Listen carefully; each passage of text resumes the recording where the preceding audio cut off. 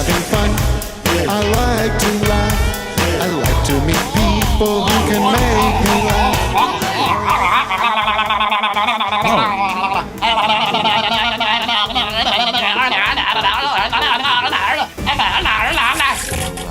Louder? Hold on. This is what people want! Can you hear me now? I'm a dog! I'm a dog! Yes. I'm a doggy! What else? Can I stream this? Well, what am I? Frog. Ribbit, ribbit, ribbit, ribbit! Hoink, hoink, hoink, hoink, hoink! Doug! Pig. Doug! What? Why did the chicken cross the road? Why? Because! Because! All right, ladies and gentlemen, we're going to get the show started because we have a 5-minute show today. I got to get going. We do not have time to do the show in full today. Chicken quiet.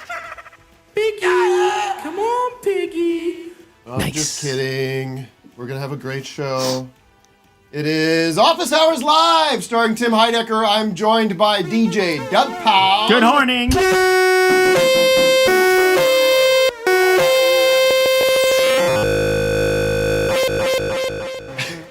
And Victor Berger the Fourth.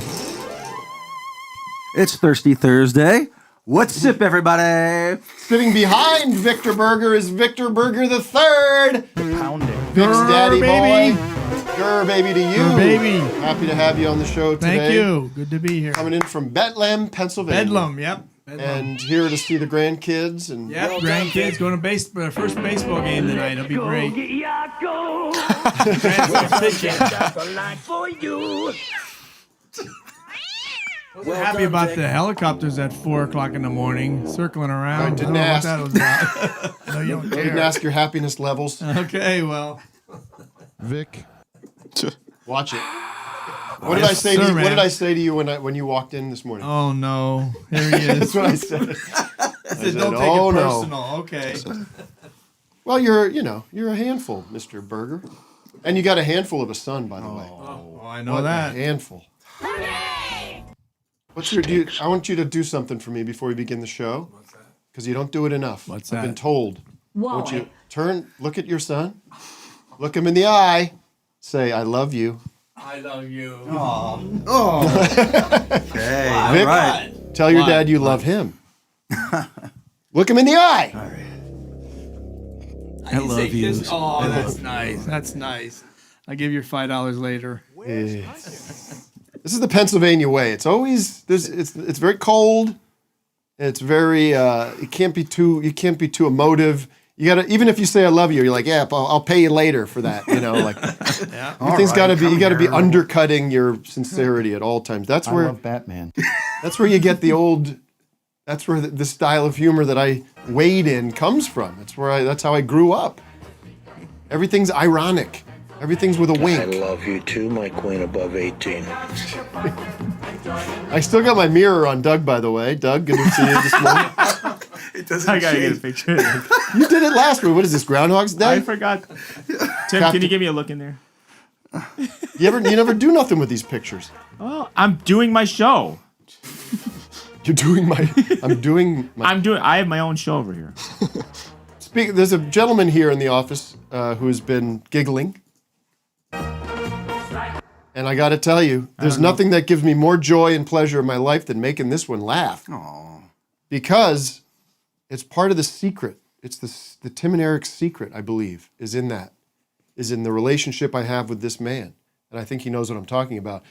But this is not just a giggling man, you know. It is acclaimed documentarian Benjamin Berman. Ben Berman. Not Benjamin Button. No, not Benjamin. Not It'd Benjamin. be cool to have him on the show. Benjamin Button now streaming on Netflix. Yeah, probably. Thanks for having me, guys. Ben Berman doing a documentarian bit right now. Sorry. And you'll get this reference when you see the documentary, the American Gladiator documentary. Thank you for the full title. A lot of people just end with like The American Gladiators or something. Not a Right?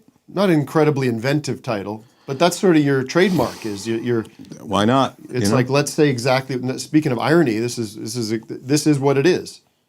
Exactly. I think people can try to be very like creative and miss the mark cute with Waco, titles. American Apocalypse. No one needs that stuff. Just it's a documentary about this. Right, the Waco documentary. I would prefer that they stay away from that. But I think it's kind of my thing. It is. And if you see the documentary, you'll see that Benjamin Berman is almost like a Michael Moore. I'm sort of like a Jiminy Cricket. No, Jiminy Glick. Glick. Don't you think you're a little bit like Michael Moore? Well, yeah, I think I you asked the tough insert questions. yourself in the documentary in certain ways. I think that's probably the most accurate way to say it because no one asks me to be in these things. Right. I just say this is. Well, we're following your journey, the journey towards truth. Yeah. And we see your as almost like an investigative reporter, trying to peel back the layers, peel the onion skin away to get to the truth of the matter. That's certainly an element of the American Gladiators documentary, as well as the Amazing Jonathan documentary, my first documentary. Not so much the Evening with Tim Heidecker documentary that you made. Well, I would argue that actually there was a lot of truth given. Yeah, The audience receives a lot am of a truth truth teller. via Thank you, Tim. your comedy. My Tim. commentary. And humor. the B camera was just purely, close and truthful. So. Oh yeah, good stuff. Tim Tight. Apple. Well, Ben's going to be with us all show. I watched the documentary last night. Usually don't do the research when I have guests on. I want a slow zoom on me. Yep. Put that drone on. Slow zoom on me. Slow zoom on Tim. Wes, what's the director's name? Wes? Yeah, Wes. He's got it. He's doing it. He's doing Looks it. good. Watch the documentary. I usually don't do that with guests. I usually don't do the research. Don't listen to the music. I don't watch what they're here to promote. For What are you saying? I did. Thank you. And I thought, you know what? I'm going to watch. Oh, it's a long motherfucking doc. I got a long doc. It's 2 parts. I got a long doc. I got a long I got doc. a long doc. I got a long doc. Clip that out now. Bragging again. No, Yeah, some would say it's too long, cumbersome. I got drawn in. Cool. Luckily, I had nothing going on. And if you did, it would have not been watched. Recovering from a cold. I'm going to get this out of the way right now, folks. It hit me like a ton of bricks Monday. Where's that drop? Where's that ominous The drop? cold, not the doc, didn't hit you hard. No, the doc. The doc hit you No, hard? the cold. cold. Yeah. Give me a. Dong. It hit me like a ton of bricks. Dude, come on, man. Tight with that. You got to get tight with that. One more time. Take it back. Hold. Take 3. And It hit whenever me you're like ready. a ton of bricks. Hold on. Whenever you're ready. No, guys, the drone, the dark drone. Oh, I got it. No. Okay. The one that I'm doing a callback. Yeah. All right. Now reset. Ready? Stop. Back to 1. Stop the drone. Stop the drone. Okay. It's a. You're gonna hit it on my line. Vic, you just. I'm gonna hit Can you the do drone something on about your line. son? Set back to 1. Back to roll 1. sound. And Tim. It hit me like a ton of bricks. Thank you. Fuck. Woke up. We don't need that. Oh, I thought you were trying that apart again. Why? To What get does that have to timing do with down. anything? I thought you wanted to sound the bricks. Oh, that's actually a good idea. Right? Let's What, try that's that. a brick whee, falling. the whistle? Yeah, that's the bricks No, falling from If the you have telling an impact, Yeah. More I'll something do like that. this. I'll do that. Drone, ton of bricks. Hit me like a ton of bricks. Monday, woke up, sore throat, Yeah. stuffy, Yes. congested. Right. I said, fuck. I haven't had a cold in And it 4 wasn't years. COVID. I don't know. You didn't I'm check. not fucking testing for COVID anymore. It's over. Yep. I know it's not COVID. I'm not fever. I know what a cold is. This is our bubble. Sure. Who gives a shit? No more lockdown, Yeah. no more government. I'm over it. But man, oh man. The problem with it is I can't get any good sleep because I keep waking up. The other night, snot dripping out of my nose. I like to sleep on my side. Slowly dripping out of my nose, fluids, and waking me up. Right. when it hits my skin. Yeah, that'll keep you up. Yeah. It keeps me, it doesn't keep me up, it wakes me up. Pay attention. Okay. Sorry. You ever can have that stuff happen it. to you, the snot dripping out of your nose, it wakes you up in the middle of the No, night? but my wife worked with somebody who used to work in L.A. as a school bus, Got it? and he is an aide, so he's driving along in a special ed school bus, and one kid sneezes in the back, and his nose was yellow, green, all kinds of stuff coming Got out. it. So the bus driver said, "Here's some tissues, take it back to him." He goes back, and the kid next to him leans over and goes, sucks it all up. Oh, Dad. So he says, "You don't need the tissues anymore." Yeah, well, That's pleasant. good story. Thanks for being here. Matt, Big You fan. asked. is everything okay over there? Yeah, I'm trying a new thing where I promote the show during the show. I see. I'm Yeah. on Instagram. Okay. I'm making links. Well, focus on the show at hand. I want to take a call. Yes, I'd love to. I want to take a call, or Zoom, and just say hello, good morning. Here is the first Zoom of the day. Is actually a celebrity Zoomer, Aaron, from The Teeth. Whoa. Oh, damn. Oh, surprise! Surprise! He's a Philly Surprise! guy. Hello. Can you hear me? We hear you. Can you guys Oh, hear there me? he is. Wow. Hey, Aaron. Nice to What's meet up, you. I got to Nice be honest. to meet you, Tim. I thought Hey, it was your everybody. brother. Hey, Doug. Hey, Vic. What's hey, Mr. up, Aaron? Berger. Hey, Aaron, how are you? Long time no see. I know it's been a while. What are you, an You're looking Instacart? good. Took me a bit camping What are you doing? once. Instacart deliveries? How cool is this? Looking Yeah, going good. door to door. What's up, man? Congrats on the band getting back together. Oh, thank you. Congrats on the 30 by 30. That's great. Thank you. I love that Pistons one they did. Not The familiar. Pistons in the 80s. Yeah, Ben didn't I'm do not a that That's the one. sports. one. I'm not much of a sports fan, but yes. The Bo Jackson one, too, is really fun. Yeah, all the 30 All for 30 by 30s are 30. great. They draw it. We Now- can list, should we list them? Now, are these going to be in theaters? Can you go to the movie theater Oh my to God. see it? I'm just We're not curious. doing the interview with him right now. I thought you wanted to what's up, talk Aaron? First of all, Aaron. When, yes, we have a, when do we do the interview with me? I'm doing it. This is- I'm going to prohibit you from talking to the All right. guests. Well, Aaron, I know. Because Well, I set this up, but it's Aaron. I thought he would want to say hi. And I then, definitely. I'm so Yeah. I'm so happy to I see saw welcome that to would the be new it. show that I'm really proud of. It's called Saying Hi to People That Know Each Other. It's a way to connect people from around the Well, country and the world. Let me talk to Aaron a little bit. Let me talk to Let me Aaron. go So around just so I long. want to see how everybody's doing. Go ahead. Talk to Matt first. How are you, Matt? I'm pretty good. No, I'm just kidding. You don't have to answer that. No, you guys don't like that. Can I just rein this in for a second so people understand? We're in a band called The Teeth that Correct. became that started out of Philly, out of Philadelphia. Philadelphia, yeah. What And years are we Bethlehem talking? before What that. years were you guys active? Early 2000s, 2000 to about 2008 or so. You Something broke like up. that. Broke up. Why'd you break up? Let's get into it. Why'd you break up? Just wasn't a working. million reasons. Wasn't- It just wasn't working anymore. Needed Yeah. to start a family and stuff. You know, you grow up. Yeah, It's like yeah. in her 20s. It's the way to go. Then All the usual reasons. time time passes, and here we are now. There's a demand for this reunion. Somewhat. I mean, see. some people say so. Vic's I'm all a little excited about it. I'm skeptical pumped. myself. I think I'm going to fly in. I'm thinking the same thing. Yeah. Really? Yeah, You guys do it. love the Teeth. No one told me about the Teeth. I never knew about the You- Teeth. Do you want to You love go? him. You're I welcome. actually you. met you 2 times. You met me? What? Yeah. Yeah, we had beer I together. grew up with Vic. I don't know if you knew that. Me and Vic grew up. We worked at Okay, now Subway it's coming together. And I got into music and arts because I wanted to be like Aaron because he's a genius, and he's a genius musician. So They're that's, brothers. There's yeah, two Aaron and brothers in the Vic band. and this Yeah. guy are brothers? no. Aaron Mo Davis and Pete Mo Davis, brothers. A lot of harmonies, a lot of what would you say? Kind of like the Beatlesque? band, the Beatles. But all the best parts. all and the it's best very parts of the personal best and cool. Yeah, seriously. yeah. An insane Brian energy Ashby, level live. riff- Yeah, Brian ripping. Ashby's amazing. Jonas, fucking Exactly. Okay, We don't curse, everybody right? calm down. Yeah. But A lot of Aaron- crosstalk right now, guys. A lot of crosstalk. Yes, thank you Can for I calling just- that out. well, real quick though, but like a couple years ago, Everyone's on cocaine. I know. my dad is the calmest one in the room right now. I don't know how that's possible.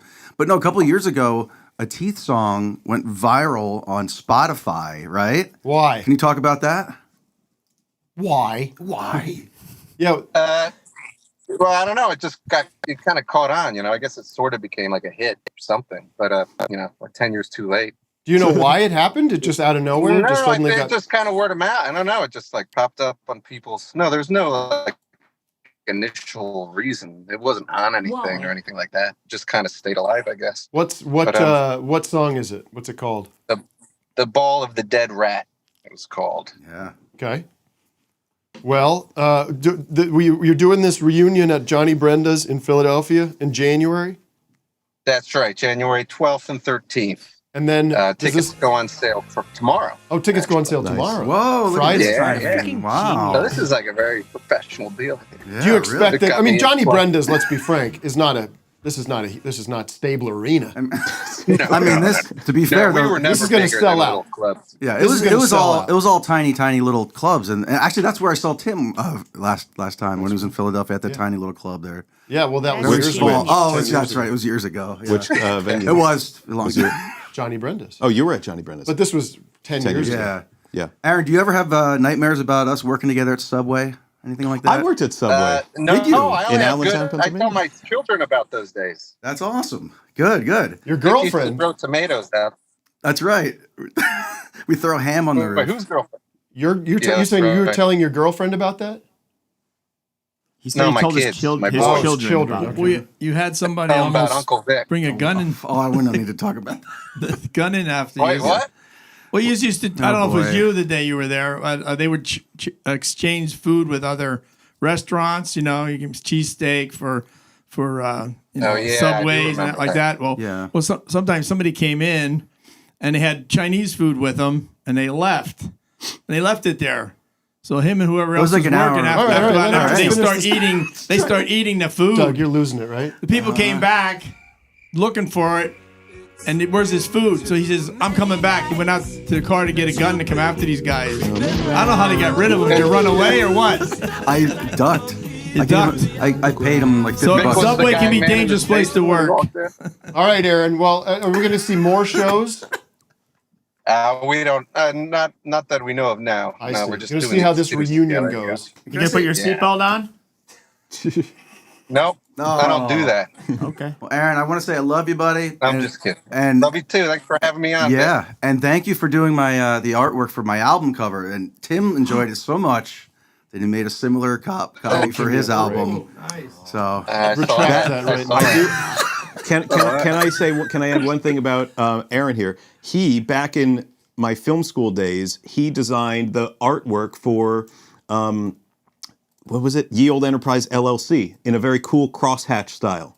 That was you, right? Oh, that's right. Yeah. I remember that. Well done. Goodbye. All right, Aaron. All right, good get luck, back. and I look forward to checking out the teeth. Thank you very much. Appreciate it. See you I know. guys. see you, Aaron. All right. That was cool, Isn't that man. awesome? That's great. City of the day. City of the day. Of the day. City of the day. Big City of the Day sponsor this week. It's so big, in fact, that we are honored to have them show a pre-taped video that they made, a commercial, an actual commercial, and it's going to start. And it just no starts sound, with no sound. Cuts Tim off. No, I'm getting ready. That's not going out. Oh, I We're see. Oh my professionals. God. Have a little trust. Have a little trust, he says. From where is this trust built? on what sandy, marshy land is this trust built? What bounce house I is this? see all of Wes's cuts. I see all of his cuts Interesting. right here in my monitor. All right, here it is. Ooh, rough corral. Attention, fellow rock and roll. Oh my God. Wes didn't pull it up. When do we go live, guys? All right. This is just rehearsal? Don't be dumb. Attention, fellow rock and rollers. Don't you wish you could have a home-cooked meal on the road? You can't always chop your breakfast on a mirror, and there's not enough room in the van for an air fryer or a microwave. That's why I invented the John Dwyer Dryer Fryer. I'm John Dwyer. My simple device can turn any clothing dryer into an oven. Hot dogs, frozen burritos, haggis, tater tots, or any other food that you want heated. Wrap the basket with some sweaty t-shirts and jeans and just toss it in. The heat from the dryer and the moisture from the clothes will cook your meal perfectly. Your duds will smell like meatballs, but that's a good thing. Food sure smells better than shit and cigarettes. Plus, the pungent odor will overpower the stench of Mary Jane when the fuzz pulls you over. That's not all. The Dwyer fryer can hold up to 4 guitar pedals. And it is specifically designed to fit into any Fender or Marshall amp, so you can hide anything you need. It's perfect for driving through Texas.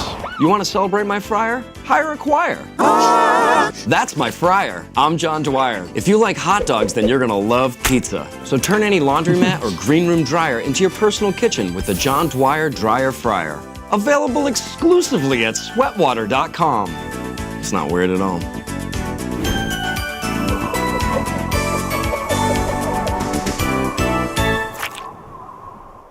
There you have it. The worst parts of history will. Okay. What was that? I remember that. I know that. Yeah, that's we know what that is.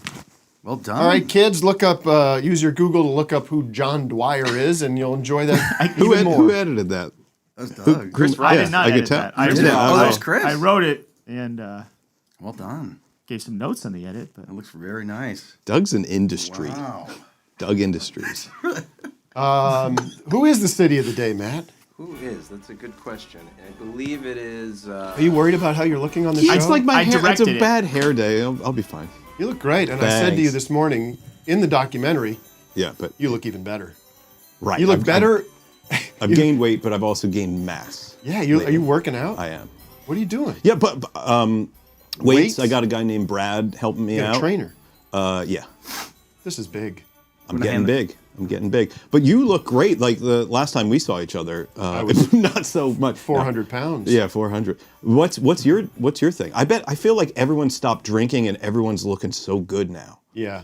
I don't. You in particular. I continue to drink, but I'm not a big drinker. Yeah. really am not. What's the what's the success? It's just the intermittent fasting. I don't eat really? before noon. I don't eat after 6. And wherever that shot thing is that they give you, the doctors give you to keep you thin. What's that new thing that the people are doing? He's trying to make an Ozempic Liquid. joke. That joke is so. I know it's gonna piss you off. I know. Why do That's you want I to piss did me it. off? Like why? Oh, what? sorry, What for? Tim. Sorry. Because people are saying that to me. Oh, no. And it's sorry, like it was no, a I'm joke. actually Okay. working hard on. I know I'm you taking are. some you weird are. drug. Okay, yeah. What is the drug? I don't know. Ozempic or something? Oh, I've Ozempic. seen Terrible. commercials. That's where I heard about it. But yeah. It's a, I want to get on it. What's the? It's a diabetes Diabetes drug. No, but Oh. Tim is not. I'm not starting rumors or pushing rumors. Sorry, Tim. That's okay. City You of the Day, know Sam that Lechner. I know get you do. that Of shit course, all I the know. I time. see. Yeah. What from Sam the internet? Lechner. Let's. Yeah. Speaking of that, well, let's see the city of the day. It's Lechner, but it's okay. Ooh, it's Jim Brewer. Lechner. What is it? Yeah, Lechner. Sam Lechner. Sorry, I'm a brother in cold with you, Tim, so bear with me. Madison, Wisconsin is the city of the day. Oh, the best. Never been. Oh, We miss you here. What about that ice cream, Vic? That was insane. Yeah. What was the name of Fucking that? chocolate shop. Yeah. Yeah. Joel Temperlane brought us a nice box of that. Some curds. Very good. That was a great day in Madison. Yeah, Sitting outside. that might have been top 2 favorite places of that tour for me. 1, 2. I do have a question. Have you ever thought of collaborating with John C. on an album? No. Would you ever? Would I? Yeah. I don't know. I don't know if I have that. I don't know if that's where our. Yeah, sure. Who knows? The fuck is that? what about Looks John? like a snake. Look at, it's like a snake. Wow. I never realized a cat's tail could look like a snake. Yeah, I think it's cool.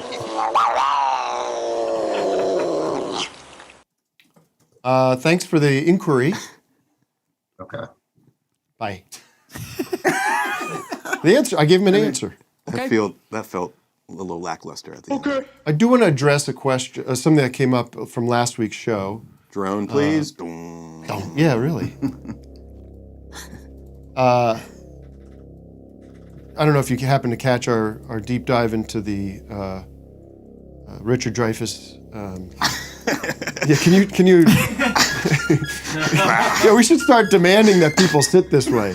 It was. I can't. I know. just saw some visuals. I didn't watch. Can you tilt down, Wes, or do you need some help? Almost. Yeah.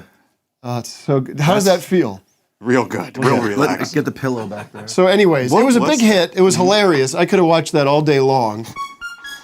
And we posted it on my Instagram.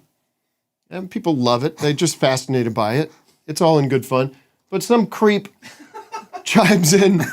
What does he say here? He goes, Tim, giving Bill Maher a further platform is the least cool thing you've ever done. Ever done. Gross one, dude. You've done worse. Yes. And then I just kind of was like, that's got to be a joke, right? Like, I can't believe that that's an actual point of view, right? And then he says, absolutely it can. As a democratic socialist, I'm not a democratic socialist, by the way. I don't know that. I mean, I do stuff with them. I've worked with them. I've gone to some events and meetings. I support them. I don't know. I don't really identify as anything except Tim Heidecker, the great Tim Heidecker. Right. Great. The legendary. As a democratic socialist, you're giving any sort of quarter to an old neoliberal transphobe? If you need these sorts of things pointed out to you, perhaps you're in the wrong party. Oh, I'm telling you. What a nice guy, huh? Yeah, sorry you experienced that. But Just needs to get outside a little bit. I feel bad for him because I don't think he understands the term platform. Like, we spent, first of all, I feel like we're fairly merciless when it comes to Bill Maher and the way we kind of perceive him as some kind of pig. You're also giving Steve Gutenberg a really big platform last week. Yeah. He didn't deserve that. Well, but, I mean, what am I supposed to do when I get a clip of Richard Dreyfuss down, like slipping off his chair? I know. Sorry. Like, are we not supposed to goof on shit now? Like, what are we supposed to goof on? Can I get a list? Straight white men are not allowed. It's just gonna red pill me, you understand? So these wokesters gotta keep that in mind. I'm on the edge. That's the problem. It keeps going. Right, Matt? You're with me? I'm with you. It's like, what can I goof on? There's Can't problems on someone both say sides. what they think and I say what I think and we just decide I just want you to, what makes like, sense and what doesn't make That's why I sense based switched on to our own these clove interpretation? cigarettes. Like, first of all, Bill Maher doesn't need any like, everybody knows who Bill Maher is. Second of all, the difference between us sitting here and laughing and goofing on his stupid, creepy show that he has in his basement where he's probably done terrible things to people. The difference between that and like me having Bill Maher on and giving him like a platform for his kind of, diseased ideas about I got a whole lot of shaking the current condition of the world is night and day. Yes. Want to try some weed? And so just watch it. Think I'm not going to give the guys, look, I did the responsible thing. I'm not calling this guy out publicly. If you want to see who it is, it's on the Instagram. I didn't delete it. But that whole comment thread, if you look at that, it's a nightmare. It turns into all this name calling and it's just all shitty. And I'm going to shut it all down. Yeah, pull the plug. Plan. I did not catch what was causing Richard Dreyfuss to slide down. Oh, the roofies he was given. I mean, the drugs he was given by Bill Maher, apparently. What were those drugs? Well, Maher greased up the chair a little too. He sprayed it down with KY jelly. He must have known. There's no way he just thought, like, I'm just relaxing and this is what a normal relaxed man But looks what like. kind of guy do you got to be that has this point of view? Where you just you wanna everything has stay on got. this Well, guy. Tim, You I gotta mean, shame- there's always got to be shaming me. No matter what you do, there's going to be at least one comment that you can't believe, right? Totally. And listen, You're giving this guy a platform now, which is That's part fine. of the problem. But I don't have an issue with It's your giving show. people platforms. It's your show, man. Necessarily. Yeah, but Tim, with I don't know. I mean, somebody call in. If you're this guy, call in. I'm not gonna like. My mind's open. Sort of. We need some humor. Tell me if I'm crazy here. Am I losing it? Yeah. Am I an old fossil? Yeah. We like open debates. That's right. But God bless you. Please let me continue to goof on Bill Maher's Club Random. I don't know what I'm gonna do. And their whole thing is that they just drink and smoke and stuff as they chat. cigars? Everyone's just getting wasted and sliding down. That's correct. Yeah. I'm kind of getting a little pissed as well. I'm annoyed. You can tell I'm annoyed because of the Berger clan back there. I feel like I'm getting whole. Doug, you know what I mean? I'm getting holes drilled in the back of my head by this one. Hey, I'm trying to stay up, follow you here. That's all. do you watch Bill Maher real time? No. Do you know who Bill Maher is? Heard of him. Oh. But no, that's part of the problem. And by the way, maybe Sorry. we've exposed people to this concept, this novel concept that Bill Maher is a creep by goofing on him. So maybe it's actually, having this opposite effect that this clown is going. Tim, but seriously, you're just like, Matt, does he have to sit there? What do you want me to do? Is there somebody He that is could, like throw me out? I hate to. You wouldn't throw me out, would you? Oh my God. So Get him out. You want us to get him out? get him out of here! Get out of here, buddy. Get him out! Get him the hell out! He's resisting. He's resisting. Cameras. Oh my God. Get him out. Get him out of Darren, here. get him out. Wow. Get him All right, out. that's the bit. Oh, see That's that? the bit. Whoa. It's my show, Thank baby. you. Ladies Thank and you. gentlemen, it's all been a big goof. Thank you. We have with us in the studio an actual American gladiator. That's right. Yeah, baby. We got Malibu here. What's up? Malibu in the house. Malibu, one of the original. Number 2 is not in America's DNA. Are you watching this shit show? Oh, man. I'm howling. You hear me? You howl? loving it? They keep going. Oh, really? Oh, it's hilarious. Oh, good. Hilarious. I have no perspective on it. I'm losing my mind. Shall I call you Malibu or should I call you Darren? No, you call me Malibu. Or Boo. So we don't call you Darren. No, you can call me. I think and your I'll call you Malibu. I just want to show respect. your choice. Your all right. choice. Malibu, you are, first of all, of course, like I just said, one of the original American gladiators. But in this documentary, people are going to fall in fucking love with you. Oh, man. You know what? It's him. No. No, keep on going because I think you're totally right. Yeah. Darren is one of the main protagonists of the doc, one of the main subjects, and there's no question that anyone who's seen this doc has fallen in love with you. Oh, man. Your life and your story Thank you. is so endearing and so kind of, engaging. I'm so excited for the audience. I feel bad I'm here. I'm happy to promote the documentary. First of all, Ben and I go back. I don't know if you know. We go back Yeah, not 15 years now. I could tell Over. between the play between you guys that you guys were like 18. tight. Yeah. Ben started by working, not on an intern level. I want to make that clear. Key PA, which is one step above intern. In the Tim and Eric world, on Tom Goes to the Mayor. Yeah. I flew out I moved here to start working on the second season of Tom Goes to the Mayor. Yeah.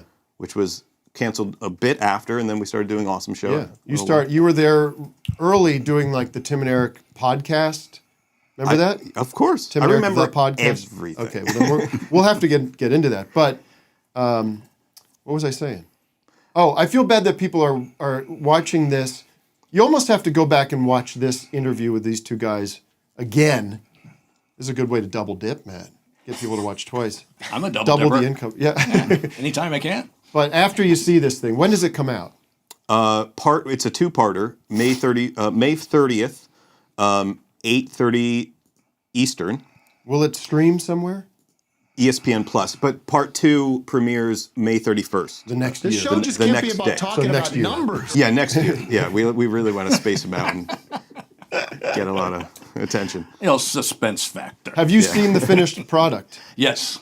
And you're proud of it? A lot of notes. I'm blown away. Yeah, it was amazing. And I was telling somebody I was interviewing with yesterday that I not only realized I'm in it, but I was so enthralled in the product and the documentary itself. I found like I was outside of myself watching this thing. It just blew me away. Well, you must have learned a lot by watching it. Did you discover things about American gladiators that you didn't know just by watching the documentary?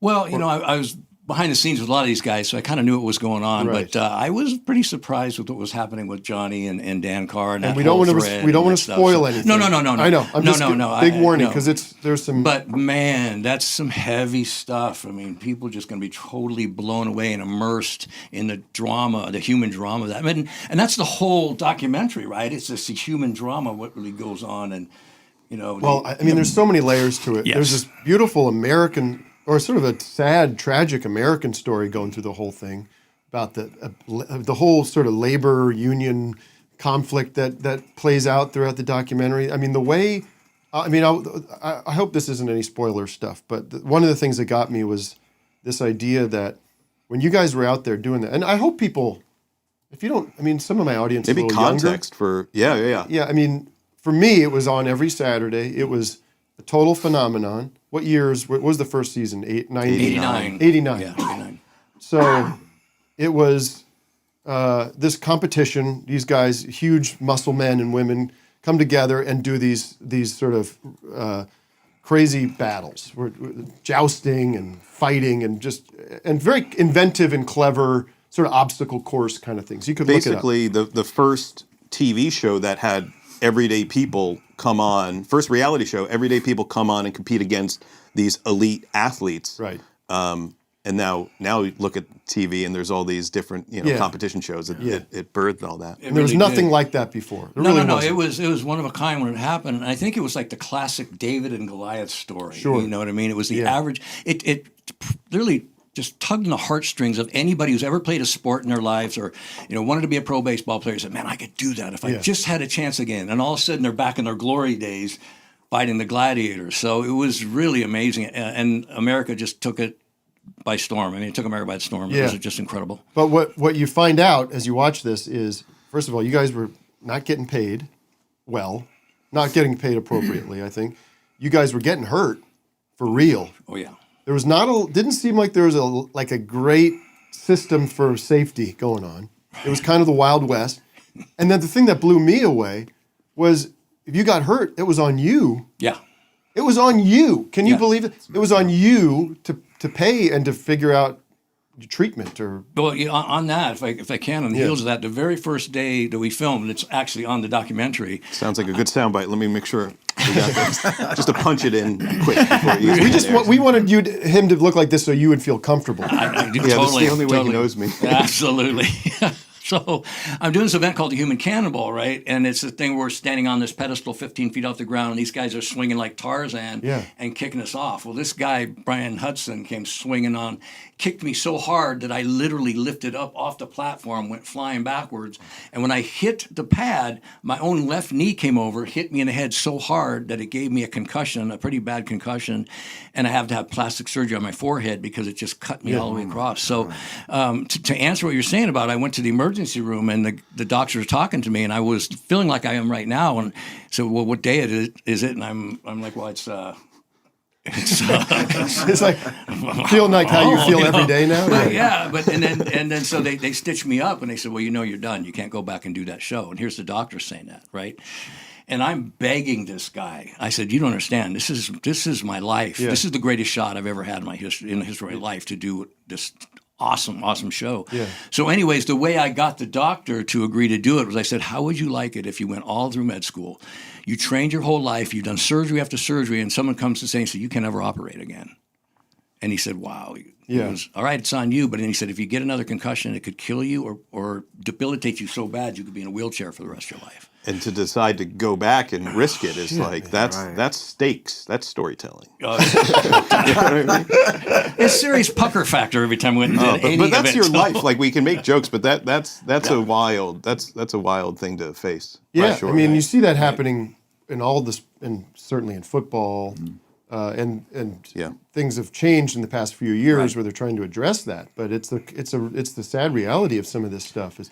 Yep. There's a risk that you guys are taking out there for our amusement. I mean, that's all the show is. It's like we're sitting at home eating fucking tortilla chips. Going, Didn't you say and then Saturday you're like morning? literally on the verge of death. And you're right. It just kind of cast you to the dogs after it happens. When you're injured, and it's like, next, bring on the next gladiator. Well, that's the thing is this idea that the producers in the studio, they know that there's a line out the door of guys, not you, but with similar physique and similar, you feel like you're expendable, I guess. Absolutely. Yeah. And those people are hungry. They'll do whatever it takes to get that job. So, it's a terrible thing to come up against that and feel like, okay, you're going to either be like a memory or you're going to get back on the show and try and go again when you're scared out of your mind sometimes. Right. So. I have a question for Malibu. Yes. Yes, sir. This is Doug. What was your background like, as far as sports goes, before you got on the show? Like, what is? Yeah, that's the question. Yeah. So Watch the Doc Doug thing. Hey, you know what? I'm saving it for the premiere, which I'm DJing. Oh, by the way, Doug's DJing the premiere. Am I allowed to? Yeah, no, of course. I think maybe no spoilers though. Yeah, don't spoil. No, but no. yeah, I think your sports background. Right. I don't think we talked about it, but I have a pretty extensive martial arts background. I started when I was 13 years old and studied boxing and Kempo karate and things like that. And then I got into an amazing sport called racquetball that took America by storm too in the 70s and 80s. So that's kind of my background. Do you still do the racquetball? No, I'm too trash. You do I play pickleball? That I want. A friend of mine told me about that. And I'm absolutely dying to It's try. awesome. I'm in. I'm Yes. into pickleball. You are more than tennis. I do it all, but I would pickleball is like my main. you can invite me and Malibu to tennis or pickleball. All right, I've got a question for Ben. Pardon me, Malibu. Yes, sir. Yeah, shoot. What? Matt alerted me to this the other day. It stunned me. What's this fucking Netflix American Gladiators documentary? Yeah. Here we go again, right, Jerome, Ben? And here we go again. Here we go again. Thank you for picking up on that. Yeah, there's a competing. Well, is that fair to say? I would say so. There's another documentary about American Gladiators that's going to be coming out to Netflix. Check it out, June something. Okay. plug the other doc. Yeah, it's got other gladiators. I don't know what it is, and I wish him the best. You're not a part of this one. No, Or you are? no. He's double dipping now. No, I I mean, wouldn't do it. I mean, it's fair play. It's fair play to do whatever, to be if you're going to document something, you don't have ownership over that necessarily. Right. No, certainly not. But I think exclusive interviews. That there was a moment when we found out about the other documentary that both camps were vying for gladiators Sure. and Right. doing whatever you got to do to get your glads. But that documentary is like, when they were putting out Guillermo del Toro's Pinocchio, and then Pauly Shore quickly put out like this 3D action thing, this animated thing. The same thing, same kind of. Well, there's as you kind of pointed out with the 30 for 30, there's a respectability and a clout, and so 30 for 30 is sort of like the Tiffany. Tiffany standard of sports documentaries. Yeah, that's what I've found for sure. Yeah, if you're an athlete or you're involved Emmy in award winning, you're like, oh, they're doing a 30 for 30 on me. That's the good shit. I have a question for Ben. Yes, sir. Did you have the idea, or did 30 for 30 come to you? Neither. Wow. What happened? Yeah, someone, Danny Gabay at Vice Studios, reached out to me. Yeah, they're gone. No comment. I can't comment. Everything's okay. Yeah, reached out and was like, "Hey, we're thinking about doing a documentary on American Gladiators, and would you want to consider doing it?" And I said, let me. I used to watch it when I was a kid. I remember Malibu. But let me look into it and see if there's a story there, because I don't want to just do a straight up nostalgia doc. And the moment I started looking into it a bit deeper, I found a couple things that were like, oh, this is something. We can do something with this. This could actually be kind of emotional and kind of smart in the way we approach it. So. And how did it get to 30? How to get to 30? Hollywood 30. pitch, baby. Yeah, we did a Hollywood pitch. Two questions. Adam Newhouse. Okay. In the credits. Now who is the line producer of the? You don't need to know. In the credits. You don't need to know that. In the credits. Yes. Directed by Ben Burden. Ben Burden. He's been a Burden. That's what people would say. And co-directed by Kirk Johnson. And co-directed by Kirk. Now, as an English-speaking man, what I would say is, why don't you get a co-directed credit? Why do you get directed? I was the director. Kirk Johnson is a very close friend of mine who. So you threw him a bone. No, well, I'll tell you the whole thing. I just want to understand. Yeah. Kirk was like my right-hand man during the Amazing Jonathan doc, and then we started doing this doc, and he was extremely helpful. Malibu knows him very well and knows how involved he was. And then while coming close to the end of production, I found out that I had like this very kind of rare kidney thing. You did? Yeah. And I had to basically go get like a significant, not a significant surgery, but it was like, it kind of went easily.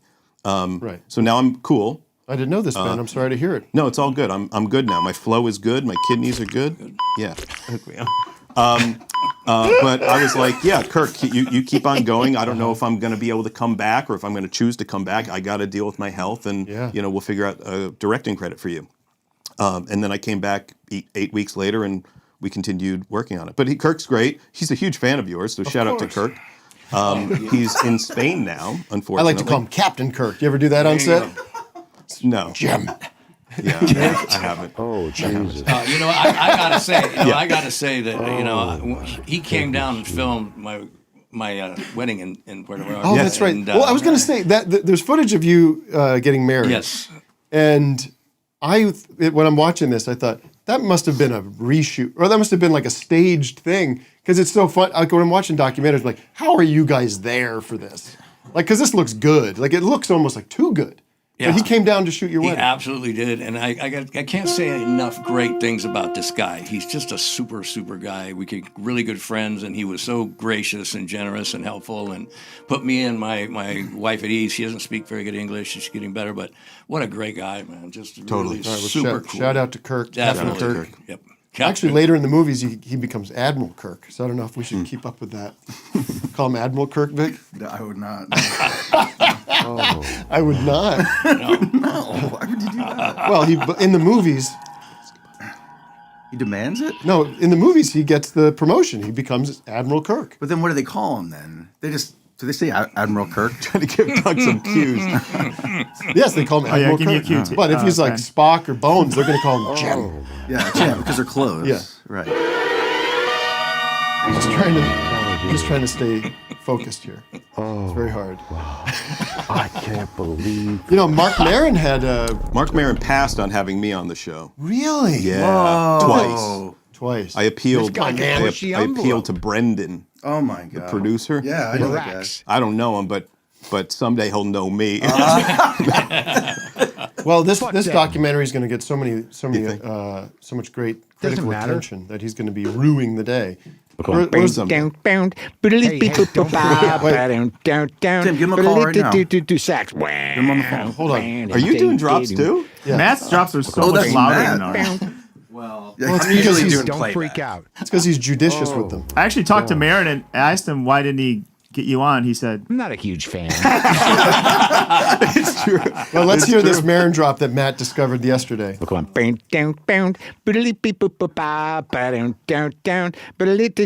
Sax. So that's he had Smokey Robinson on. Yeah, Just talking I about listened Tears to that of- last night. Look at this. Look at me. Wow. I'm like fucking Malibu here, right? Cool down. What the fuck is going on? Cool Why is one so much huger than the other? What is going on here, folks? You need a sip? You want to cool down? What's one? Comedy left, genius. Left arm is. I got some working drinks. left. It smells great. It smells totally fine. It what smells kind like of drinks fresh do you got water. there, Ben? I got energy drinks. I can't believe this. This is. You don't they're see not- David Letterman acting like this or Conan O'Brien. What is all that? What are you promoting something? Are those American Gladiator I'm getting drinks? prepared to, if you need a sip of something, we got different energy drinks. Oh, you got Monster. If you want. Why? I mean, don't I get would. this. I What's would going take on? one. I'm just saying, if I you would- want I a would sip, definitely. if you want a sip. Did you bring this as like a joke? No, prop, or no, you this just is just what I have in my bag. Yeah, anything. Matt, happy to have one. This Can I ask prime you- is prime is mine. So What is Thank it? you. Oh, I don't know what he's doing. I'm just promoting. I'm promoting. I'm looking for a sponsor. Malibu, Don't pay no attention. Just I'm Malibu, trying to not- give people sips. Malibu, not to bring things down or make it dark, but you overcame some serious addiction because of your pain, because of the injuries, correct? Yeah, it was a combination of things. It was a bunch of different issues. One, my wife passed away. I lost my mom, my sister, my father in a matter of like 5 years, and I was sustaining injury after injury after injury, and finally I just trashed my hip so bad that I couldn't even step into the shower. It was so painful, and over the years, the funny thing about that was that doctors were offering painkillers to me for 15 years from all the stunts I was doing. Things, I always turned them down. Yeah. But this last time, I just think it was too much. Just way too much. Yeah, too much pain mentally, emotionally, physically. And I said, well, I'll try this stuff. He said, it's OxyContin. He goes, well, but he goes like this. He says, listen, it's not addictive. Sure. He said, but you may become dependent. And I said, well that sounds like the same thing. Exactly. Yeah. And he said, no, you've never had an addiction issue. I go, no, I didn't. And then I took it, and I was so addicted within 2 months. Like that. Unbelievable. Yeah, unbelievable. Because it was medicating my emotions. Mm-hmm. I wasn't suffering over missing my wife or my mom and the pain. And of course, it has diminishing returns. Of course, they don't tell you that because you've got to take it more and more and more to quell the pain. Jesus. So it got to be a nightmare. How did you break the cycle? How did you get clean? Honestly, I went to rehab about 4-5 times and I failed. Oh my! I can't. But like, I'm sorry. Yeah. It's so moving and emotional to hear somebody that. I mean, I don't know if imagine the people that just fail and actually fail and just give up. Yep. But to fail 4 times and then keep doing it, Jesus Christ, man. Yeah. I kept, maybe quite literally, and then I'm not sure exactly when you found a very strong sense of faith. Yes, it was that time when I really started reaching back into my faith, my Christian faith, and just getting down, start reading my Bible. And I remember just literally sitting on, I don't know if I told you this, but I was on my living room floor and I said, God, you can either take me to heaven right now and take me out. I want to check out. I'm too much of a coward to kill myself, or help me get through this. I said, it's one of the two. I can't do this anymore. Yeah. And my poor daughters were just tortured seeing their dad, doing what I did, and just broke their hearts. And they'd lost their mom. So, by the grace of God, like I said, the 5th time it just caught something on, and it was like, I'm not going to ever do this again. Yeah. And, nice, man. We went quite a while without a drop. No, that's appropriate. You understand? These guys talk about addiction. I know. Talk about fucking. Seriously. Yeah. No, that's beautiful, and whatever works, man. I'm not a believer, but if it works for you, God bless you. And that's ironic for me to say. Well, no, you grew up Catholic. My joke is I was born Catholic, therefore I'm an agnostic. Yes. But I could ask, like, what does that entail for you, like the religious aspect for you? What is your daily, weekly life? How's that involved? Honestly, I usually wake up. Actually, I manage a sober living house now, so that keeps me very, very busy. I'm working with 9 different addicts, recovering addicts, and alcoholics. So anytime I have any free space is usually around 1 o'clock in the morning. So I'll get up and I'll study from about 1 o'clock in the morning till close to 4:30 or 5. Then I'll go to the gym. And so it entails I'm reading my Bible about 2 hours a night, praying, and having the opportunity to counsel other people, counseling mothers that are hurting and suicidal people. I mean, it's amazing. I just think it's amazing what God has done, turned that tragedy in such a triumph where I can help people out. Awesome. So I appreciate the question. Yeah. Sure. And throughout this process, Malibu has converted me to Jews for Jesus? Yes, absolutely. So we're on the right path here. All right. Are you messing around? Of course I'm messing around. I like it's really funny about this documentary. I love you, man. Of course. There's something really funny about the documentary that I don't know if everyone's going to find funny, but me knowing Ben, and now you knowing Ben, is seeing you show up in various places in Erie, Pennsylvania, and Florida, and you're like hipster Jew. Walking into these places. I say I'm very neutral. Yeah, and you're walking into a world of that is not that. Big people, big personalities, a lot of muscles, a lot of aggression. And they must look at you like, but everyone's so nice to you. Everyone's so welcoming and open and honest. You get a lot out of people. Well, thank you. I think when you have a camera there, it kind of helps people. Yeah. I love the brother, by the way. The Jew thing I just do for the homeboys. Yes, the Dan Carr's brother. Yeah. Dale Vicos. I thinking cutting certain scenes and experiencing certain scenes, you couldn't help but think Tim's gonna like this. This feels like Bob Levy, the director, burping. It's just like this. There's some Tim and Eric-y, or what I'd like to say, kind of in the grander sense, our taste in this doc. Yet. So you got these goofy burps and but the brother. The thing that's funny about the brother is he's towing this sort of positive line that doesn't seem to be connected to any sort of truth. Where'd that come from? He's like Malibu to laugh. He reminded me of what's his name? Baghdad. What's that? Bob. Baghdad Bob. Who's the guy that was sort of like the minister of propaganda for for Saddam Hussein. He was just like, everything is great. No, that completely. And the performance. All right. He was so performative for the camera that it just anyone who's like on and like wants to be very precise, like it's funny. It's like no, we're just here to talk, man. Right. Oh, I love when well, come over here. People turn it on because the camera's on. It's kind of the last thing you want in general. But there's something when it's sort of that. It's when it's that level of kind really of funny. I don't want to say fake, but put on and presented. Yeah. It's very funny. I really loved Ben it. kind of zinged him a little at the end of it. Didn't you say It's like a thing. thanks for the presentation? Yes. I wanted to make it feel like in the moment of like a general meeting or a pitch where I'm on the side being pitched. Thank you. We'll be in touch. Yeah. Good. You're like, well, that was a total waste of time. In reality, Which I don't see it as a waste of time. No. I just see it as like not overtly sincere. So I don't know. Right. There's a lot of humor there. Well, there's so much more to talk about. I think I'm doing a great job interviewing you. Phenomenal. Absolutely. Right? I mean, this is way better than Mark fucking Maron. No, I love you, Mark. And me and Vic got some great questions in too. You really did. Let's hear it for Vic. Absolutely.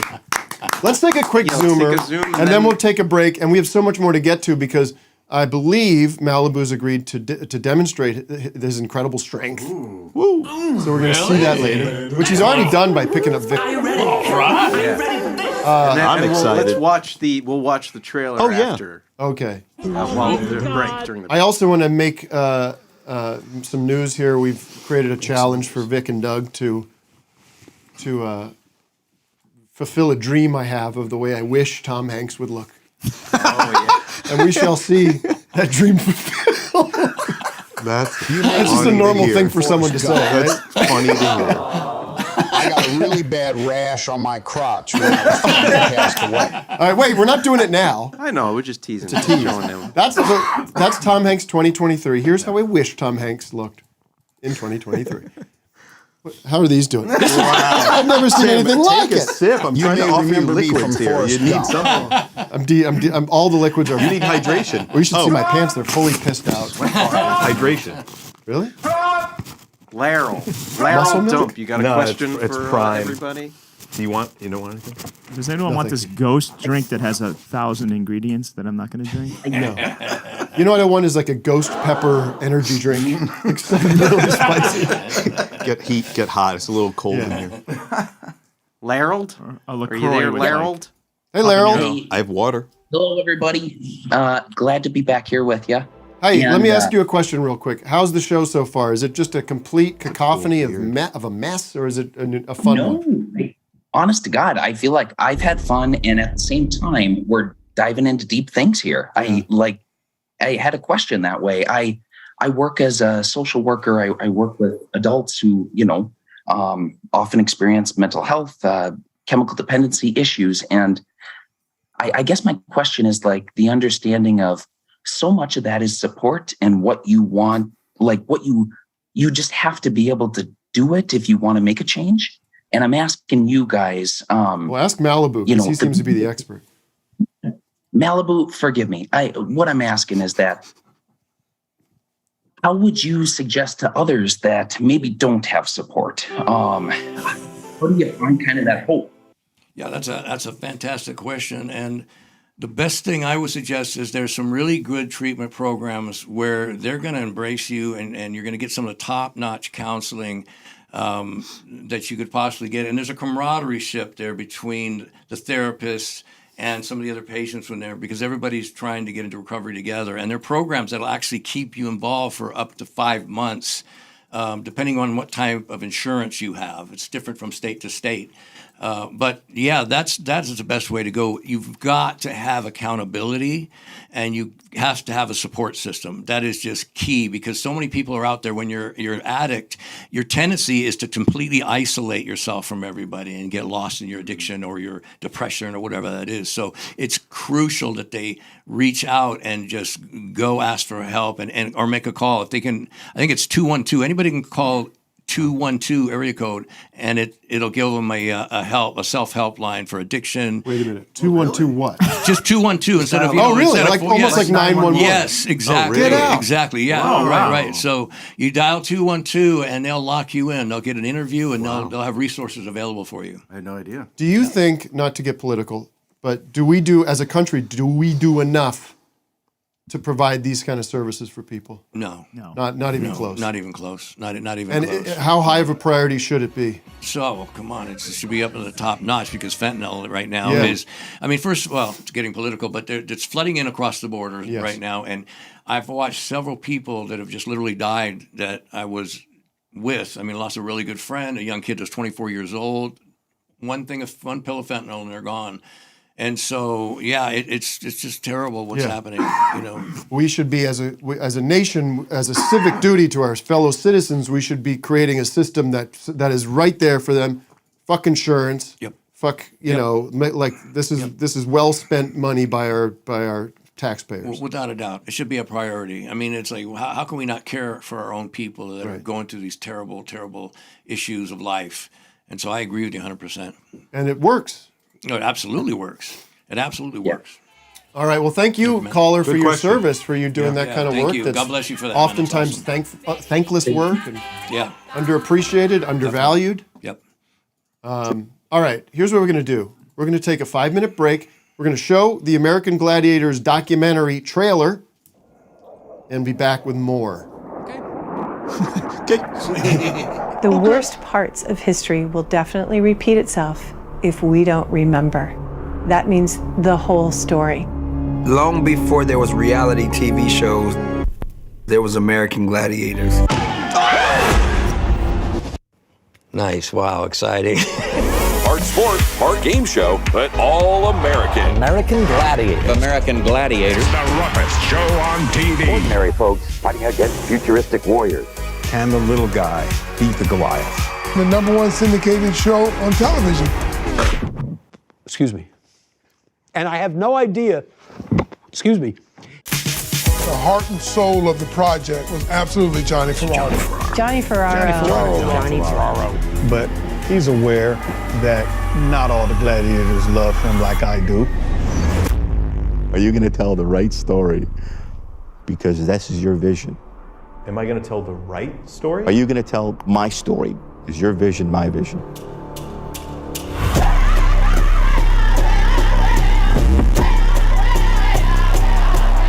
I had more injuries in 3 weeks than I ever had in a whole football season. You know how much money we make? $25,000 a year. I'm very protective of the brand.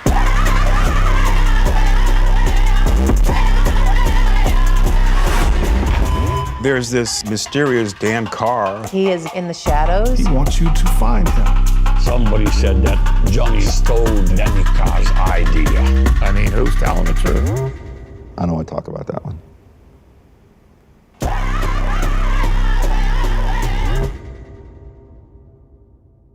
Dedicated to those 3 great artists who we'll never forget. Namely, Mr. Jimi Hendrix, Miss Janis Joplin, and Mr. Jimmy Morrison. Why did they have to die so young? Why did they have to go? If anyone can tell me why, I'd really like to know. Why did they have to die so young? Why did they have to go?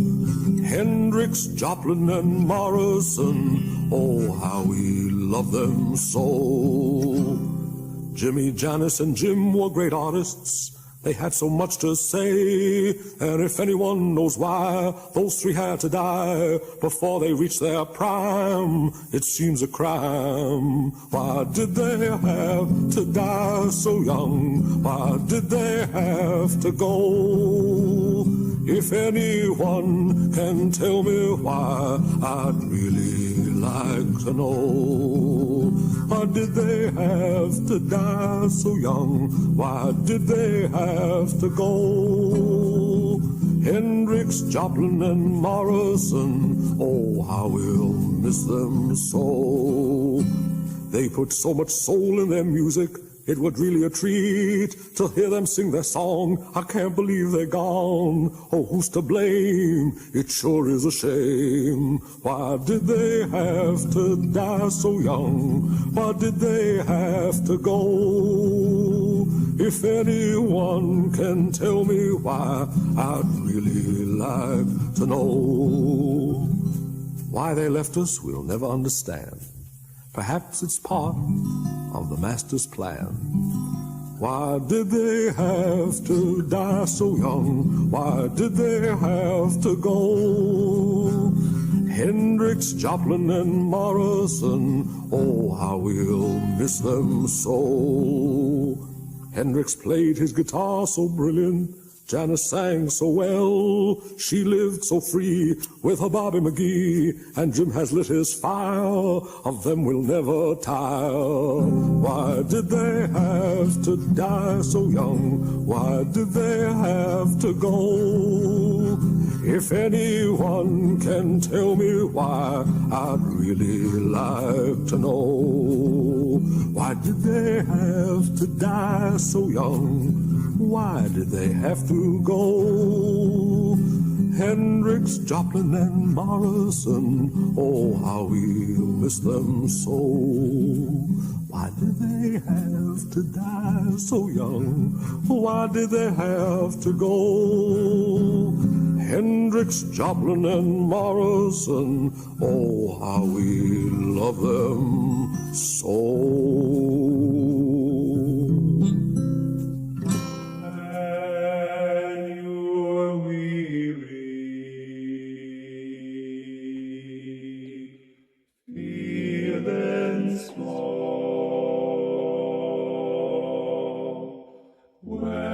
Tears are in your eyes, I'll dry them all. I'm on your side. Oh, when times get rough and friends just can't be found, like a bridge over troubled water, I will lay me down, like a bridge over troubled water, I will lay me down.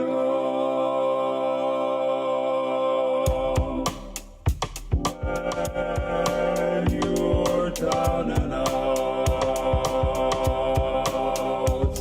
when you are.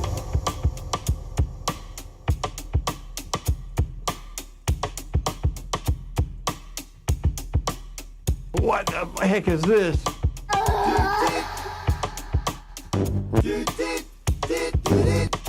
Hey. Are we back? That's right, folks. I did a full shirt change. What happened to that? How wet will they get? Oh, yeah. Well, we saw how wet. I don't think it'd get much wetter. Can you check out your pits, Dad? He smells better. I got good. I might know. I got good I'll- bits. He's good. I don't I'll put- sweat. I don't It's sweat. dry. I don't sweat. You're like How a are dog. you so dry? I don't dogs sweat. I didn't know No, that. dogs don't sweat. Pig sweat though. I got a text from my friend Malibu is amazing, so. That's right. That's right. Absolutely. All By the right. way, Tell What him I kind of love deodorant do you use? What is it? Weird. Arid, extra dry, or not? What is it? I can't waste the whole show talking about deodorant. Can't waste the whole show. Arid, extra dry. Told you I don't sweat. Told you I don't sweat. That's a good drop. I totally am so selfless, so giving to your appearance that I forgot to promote my own big summer tour. Let's do it. The Two Tims is back on the road, Matt. Vic Berger I on know. keys. I know Thank it's you, causing tremendous angina. Is that a word? Agita. Agita. Angina. Vagina. More bullshit. Related. That's right, timheidecker.com/live. You can see us starting in July. It's less than 2 months away. Oh, not less than, almost 2 months away. What do you got? Monterey, San Luis Obispo, San Diego. San Diego is selling like pretty good. Maybe I'll come down. I want to see that. That's awesome. Tucson, San Antonio. Tampa. I can't read all this shit. And fucking New Orleans. York. Oh, when are you in New Orleans? Deep, deep, deep, deep. Niagara Falls. That's pretty far north. That's way up there. Hell yeah. Well, it's kind of like the Buffalo area. Right. Louisville. Where else? Louisville. Milwaukee, playing at Lincoln Hall, I think. Turner Hall. Omaha, can you believe me? Little Tim Heidecker, Ben. Little Tim Heidecker playing Omaha, Nebraska. Are a lot of these venues places that you've already played? Any Tim and Eric tours? Certainly some Tim and Eric tours, but that's fun to go back. The last tour we did last summer, we didn't hit any of these. TT the Bears in Boston. Name all of them. Name all the venues. Were you on the first Tim and Eric tour? Yes. I was on the first 4 or 5 with Doug and Mugar, of course. What was your job? Just there's lights footage and sound. Yeah. Ben, remember that very first one when we were in the Sprinter van? There was an RV on the East Coast that Mugar convinced me that the brakes. First of all, it was the year that Adult Swim bomb scare thing happened, so we didn't play Boston. So we went right. We drove down to New York. Yeah. The whole time it was Mugar and I. Mugar driving this RV. He completely convinced me that the brakes didn't work. Oh no! And the whole 4-hour drive, I was sincerely scared. But there's footage from that needs to be absolutely unearthed and edited. and behind the scenes, filmed behind. I was making docs back then. Well, we put one out, right? There was a documentary that came out. Well, there was a mini series. Yeah, Ben did. Not live, of course. Right. This is how I cut my teeth. This is how I'm able to make docs and make anything now is through the just doing it in a very DIY 1-2 guy or crew thing. And Not Live was like I would film, edit it, and then we would put it out in the span of 2 days or something. Yeah. It was fun. You were shooting also Tim and Eric Night Live. That was sort of your that was your responsibility. Yeah, pretty much you were directing that. And Mugar was on that too. You were shooting some of the earliest. You were I would say ghost directing. Something like I don't know. Clearly early Tim and Eric, you and Eric directed. Kreisel was, I think, shortly after, was a huge part of it, or maybe from the get-go was a huge part of it. But yeah, I think doing the Shrek stuff and the Tim and Eric podcast and whatever it was that we were doing. Yeah, there was to be able to shoot something with you guys and then edit it. It's pretty much because as you're shooting it, you're sort of your wheels are already turning, going I know how this is going to cut. Right. But so, folks, what I would say to you is, if you want to try something, watch any of the early stuff, and know that on the other side of that camera is you, and that part of what's working about it is me basically performing for Ben, trying to make you laugh. That was the quite secret. easy to do. And it was you probably can even see some little stutters of the camera. Ben was behind the Uncle Muscles and the Lieberhart stuff. Not so much the Lieberhart the Uncle stuff. Muscles Uncle stuff. Muscles was certainly my thing. Those started as promos for Tom Goes to the Mayor. Right. It's a rock and a heart. That was the first one. What do you mean behind? He was behind. I feel like. I think the name Uncle Muscles might have come from you. Well, I feel like Ben was the one that kind of shot those and directed them. Yeah. And directed. We didn't use that word back then. We weren't allowed to. Created by is the it's a you did Tim not and Eric create thing, it, but you did cut them and you put you had your a own vision for polish on those, right? And the vision was formed by just making it because you know how things were made. Put Tim and Eric on green screen. Tim's got a song, Davin or whatever. Shoot it, and then Doug and Kreisel and me and other editors would figure it out. Put it back together again. Yeah. I know you have a very strong memory of you editing the Absolute Vodka first one, at least. Yeah. I'm sure. I believe you did all three. Yeah. But yeah, that footage would be great to get out, which is the raw footage. That would be about 2 hours of just insanity. Yeah, but it's us just laughing. Yeah. Because the miracle that you performed with that one is to cut something together that didn't have us cracking up. Because all I remember is just losing it the whole time. Yeah. Busting up. Absolutely. Those were certainly fun. Zach, come on. Who doesn't love Zach Galifianakis? You guys is a riot! Do those days feel to you? This is sort of a ethereal question. Do those days feel like yesterday or a million years ago? Absolutely. I would say more long ago, but extremely, extremely formative. Like, what a blessing, what gratitude. As I'm 40 now, I moved out here, like 22 or 23 and started working with you guys. Like, what an education and a value to, like, I think in my experience, like going out after ABSO and going into the TV world and all that stuff, the industry, it sucks, man. Yeah. It's so inefficient and it's so more expensive than it has to be. There so many more people applied to things that all you need is 2 people. You need camera, sound. And you don't need writers. Well, no. I support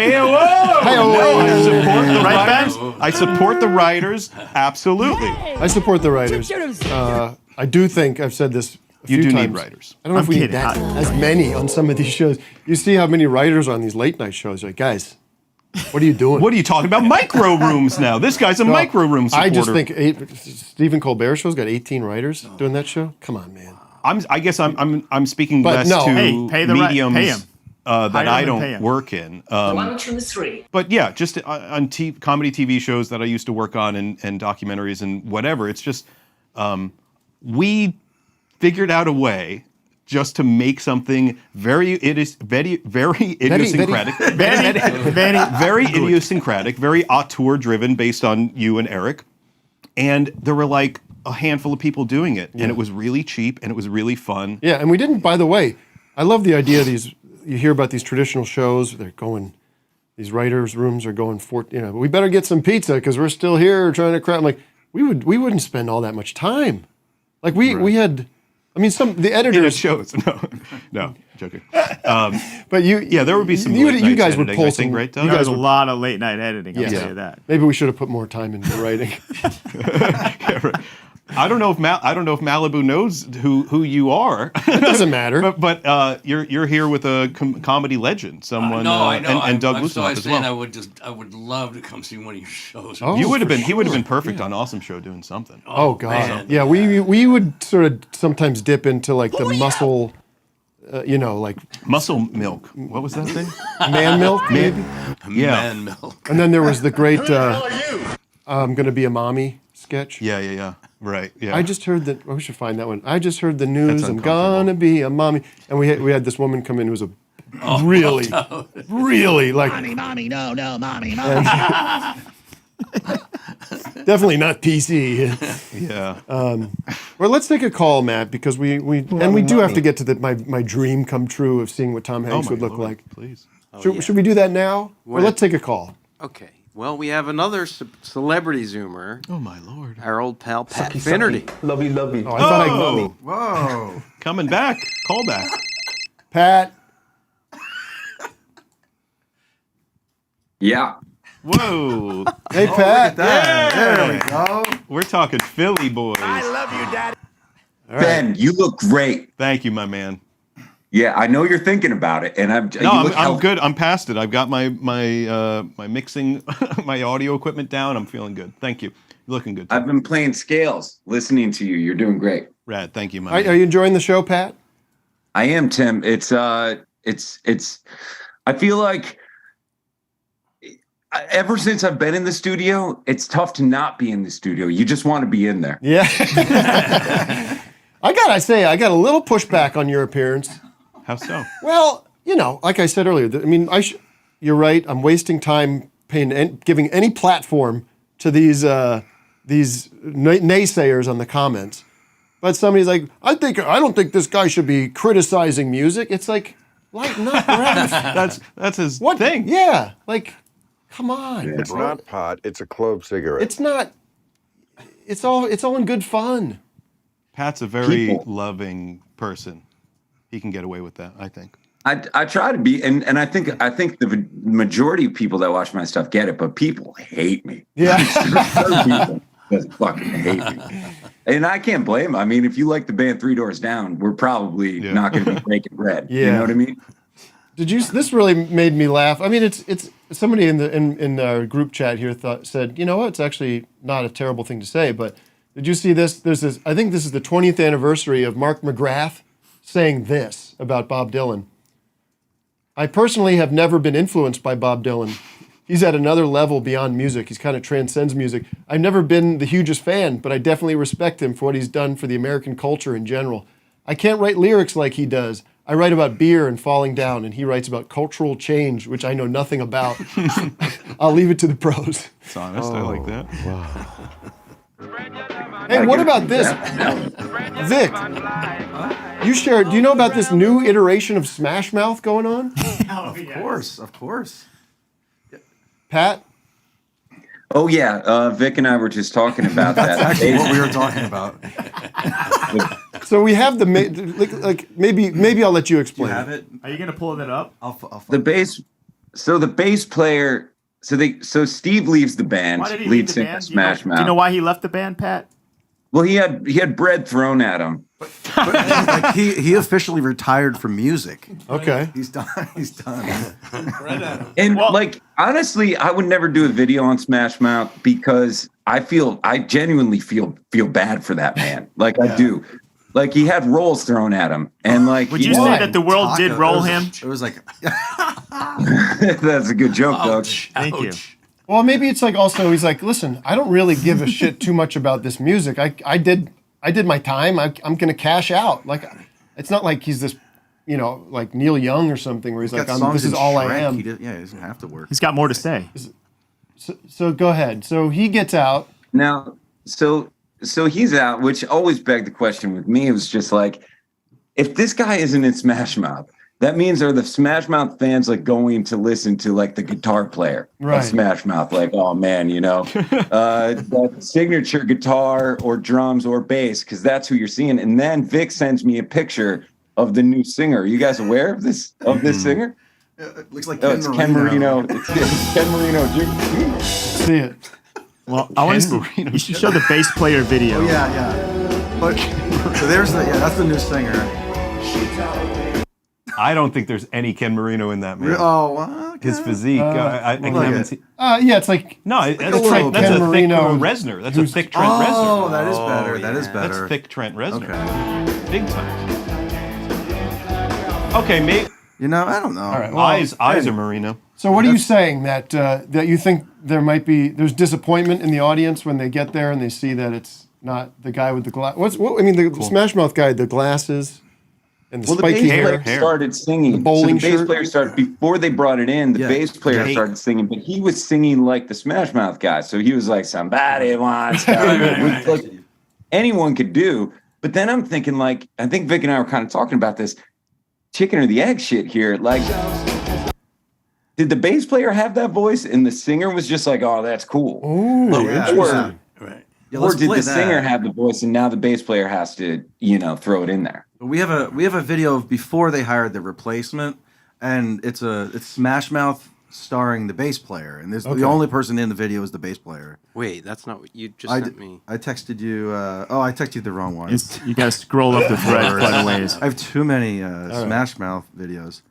Okay, it's on its way. It's worth it. Trust me. Vic texted this to us, and he said, "Guess the band." Yeah, guess the band, and we had no idea. We had no clue. I mean, There we go. There we go. Yeah, just try to imagine who this is. Welcome to my home. It looks like Lou Reed. Under my window, landlord calling again. What for? I mean, it looks like Vic a little bit. I know, it kind of does. I at least have a future. He kind of looks like Gary Wilson. It does look like Gary with Wilson. a little sharp one. Totally. A little pepper of sharp. So then that wasn't working. So then they just brought in a stooge to like, do all it, right, just a hired gun. They just go to karaoke bars and scout for somebody doing All Star. All right, Paul. Paul. I was going to Paul Scheer. I was like, "What shit? Are you Paul? What is this, Paul Scheer?" Sorry, you ever get Paul Scheer? Who, me? Yeah. Oh yeah, all the time. Dude, you should do a little gap in. Look at that. You should do a little surgical gap between your teeth, and then just file it in. Surgical gap. Get them spread out. I don't know if people. Can you have Invisalign do that on purpose? Meet the man from Philadelphia, Pat Finnerty, who wanted to look like Paul Scheer so bad that he had a dental procedure done. I do want to try to get him into. I want to try to get him into one of my videos, though. Oh, I could help you in that department. Pat, next telethon, Shaq. you get Shaq. I had that idea the other day. I love Shaq. Let's get Shaq. Shaquille O'Neal? Yeah. To do what? Pat gets people. Pat got Grohl. Pat didn't get Paul McCartney. Are you familiar? You must be familiar with Pat's telethon. I don't know about the telethon. I just know, I don't know about the telethon. Okay, next time we'll tell you all about it. Okay. This one's about me. I haven't been asked to be a part of it. Who else didn't he get? Paul McCartney. He went for, sorry to rub it in. You didn't get Paul McCartney. I stayed up for 24 hours on Instagram trying to get Paul McCartney. I do remember this. But he got Dave Grohl, which was such a COVID coup. It was so cool. You got Dave Grohl to like play with enter your Instagram video? Yeah, I got Grohl. And the whole thing was to get him to sing the Sting part of Money for Nothing. And perfect. After 10 hours, I got him and I asked him, I'm like, well, it's great having you, but can you sing the Sting part of Money for Nothing? And he's like, that's all you fucking wanted me to do? I was like, pretty much. Yeah. And, we talked for a while. He's a good Grohl. You know what's if you want to see some of the most, speaking of Grohl and McCartney, some of those boring content ever created is the Grohl-McCartney Zoom hang when McCartney came out with McCartney 3.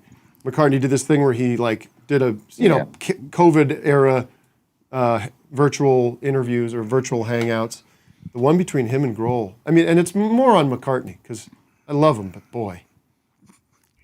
Yeah, things are good. The weather's been a little weird. We're just hanging out. So did you really play all of the instruments yourself? Yeah, well, in the studio, you just. That's what you do, I can play bass. That's why I love doing it. I love making music. Trumpet. Anyway. The blowing instruments.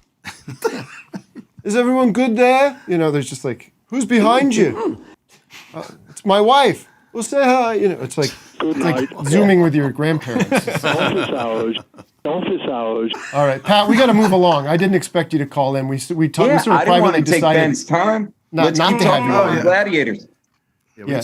Wait till you see this, Pat, this documentary. Ben's made another winner. Thank you. I can't wait. I'm very excited. I was just watching along. I didn't even know I was going to come in. So I'm just supporting Ben in Malibu. Thank you. Pat, are you going to be? I love this. Hey, Pat, are you going to be at the Teeth shows? Of course. Big time. All right. I'm going to be at both. Everybody make a note of that. All right. Thanks, Pat. Yep. Thanks, Tim. All right. Let's do what everyone's here for, which is to see my vision, my dream come. I had a dream. I can't wait. I said, and this just came this morning because I was watching some interview with Tom Hanks. And listen, we all get old. Tom Hanks has got this real close crop cut. He's almost like a military style cut that he's going with. Yeah, we can bring that up. It's a gump. It's a gump cut. Ode to gump. Tight gump. It's real tight. It's as far away as you can get from his original. I also find that Tom Hanks apparently is getting a little testy with people. I don't know if you've seen this. He's you there's may this. remember me from Forrest Gump. I think he's trying to counterbalance this sort of I'm Mr. Nice Guy thing. I got a really bad rash on my crotch when I was filming Castaway.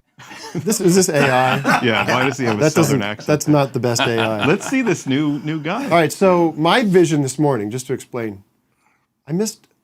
actually it's from I woke up in the middle of the night with this vision. Almost like the way, dripping snot. No, almost like the way Paul McCartney wrote yesterday. You wake up with a vision, a dream. I said, well, I wish Tom had the hair he had back in the 80s, with Splash, Bosom Buddies. I wish he just kept that style. He'd have to dye it probably, but that's old Tom. Oh, yeah. That's our old, remember that? There it is, That's like season 1 of American Gladiators, That's Tom it, Hanks. right there. 88. Got the 80s bouffant working. Why didn't he just keep that? And what would have happened? What would he look like if he had kept that hair? Let's find out. Right now. Now I want to add the salt and pepper. Wait. All right, that's Vic's failed attempt. It's kind of like Wait a second. He looks like Jackie Chan right there. A little bit. Yeah. You sprung this idea on us like 4 minutes before we're going on. But Doug took the challenge, and Doug, what did you deliver? That's Greg Brady. Come on. Oh my God. It's Mr. Brady. Right. Yeah. It's good. So Tom, we're asking. I did a bonus one with Tom's we have a old couple face more. on his new head. Take a look. Oh, come on. It's Wilson. That's too much. Wilson. That's bad humor. I thought it was Sam, good. Sam the intern did a nice one as well. Oh, she look at did? Sam the intern. That's a good one there. That's realistic. Oh, I just texted you one too. Well, now he That looks like looks like that guy that married Pretty Woman. Richard Lyle Gere. Lovett. Lyle Lovett. Oh, Lyle Lovett. There's a handsome man. I couldn't think of anyone's real name. He looks like Lyle Lovett. I'll tell you what, folks. Nobody can do it. I mean, there he is. You know where he's at? He's at the Elvis premiere. You know why? I can see that leather jacket behind him. Yeah, see that? very good. And the hair, chest hair. I You recognize sure he's that. not at a Judas Priest concert? Nobody could do it better than Tom himself. So the message out there is, and I know Tom's on social. Tom, Grow it out. grow it out. Grow it out. Let it go. Okay. Tom, message. I've got Tom on the line actually. Tom Hanks is with us. Tom, would you grow your hair out to your old 80s style?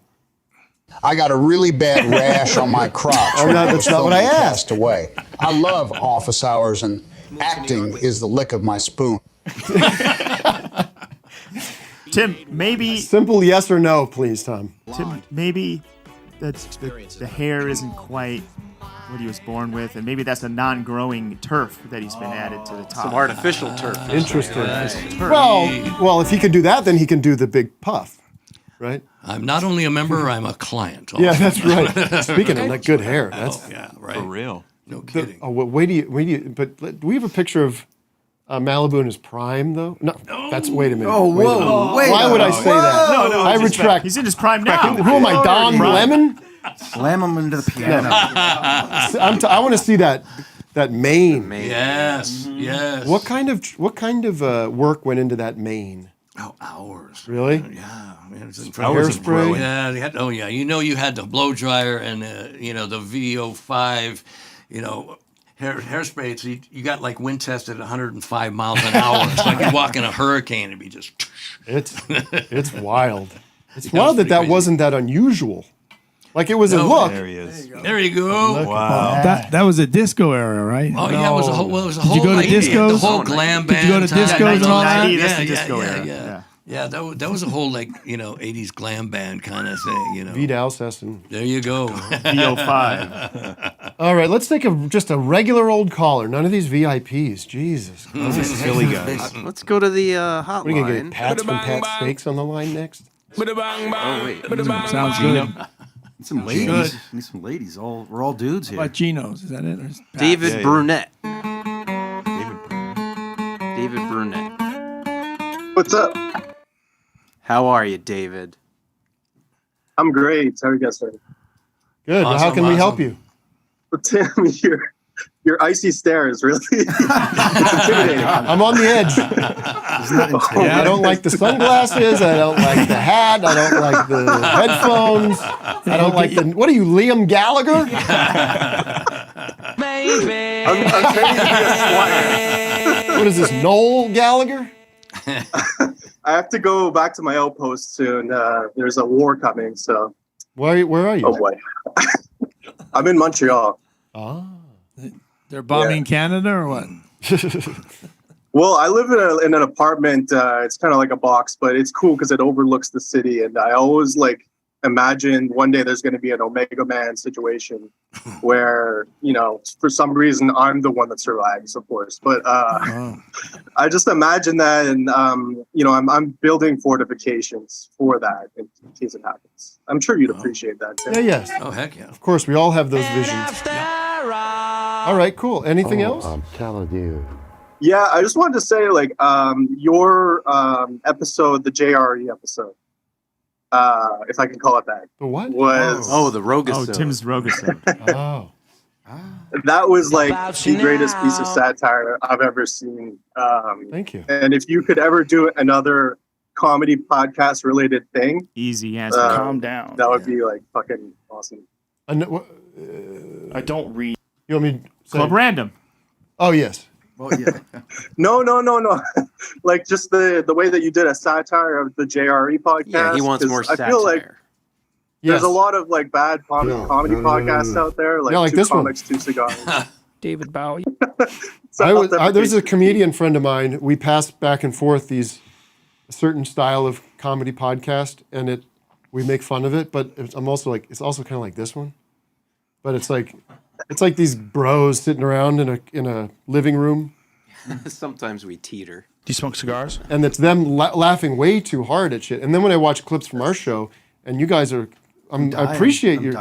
You're dying laughing, and then I'm like, I hope you're not putting me on. You won't name names. You won't name. I don't know the names. There's endless supply of them. There's Man, so I don't know. many. I don't know if you've heard of Red Bar.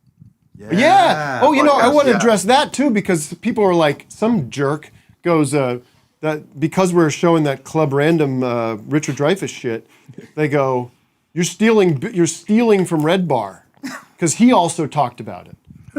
I'm like, again, I'm not platforming, and I'm not stealing. All we're like, I don't know. I can't monitor what everybody else is talking about.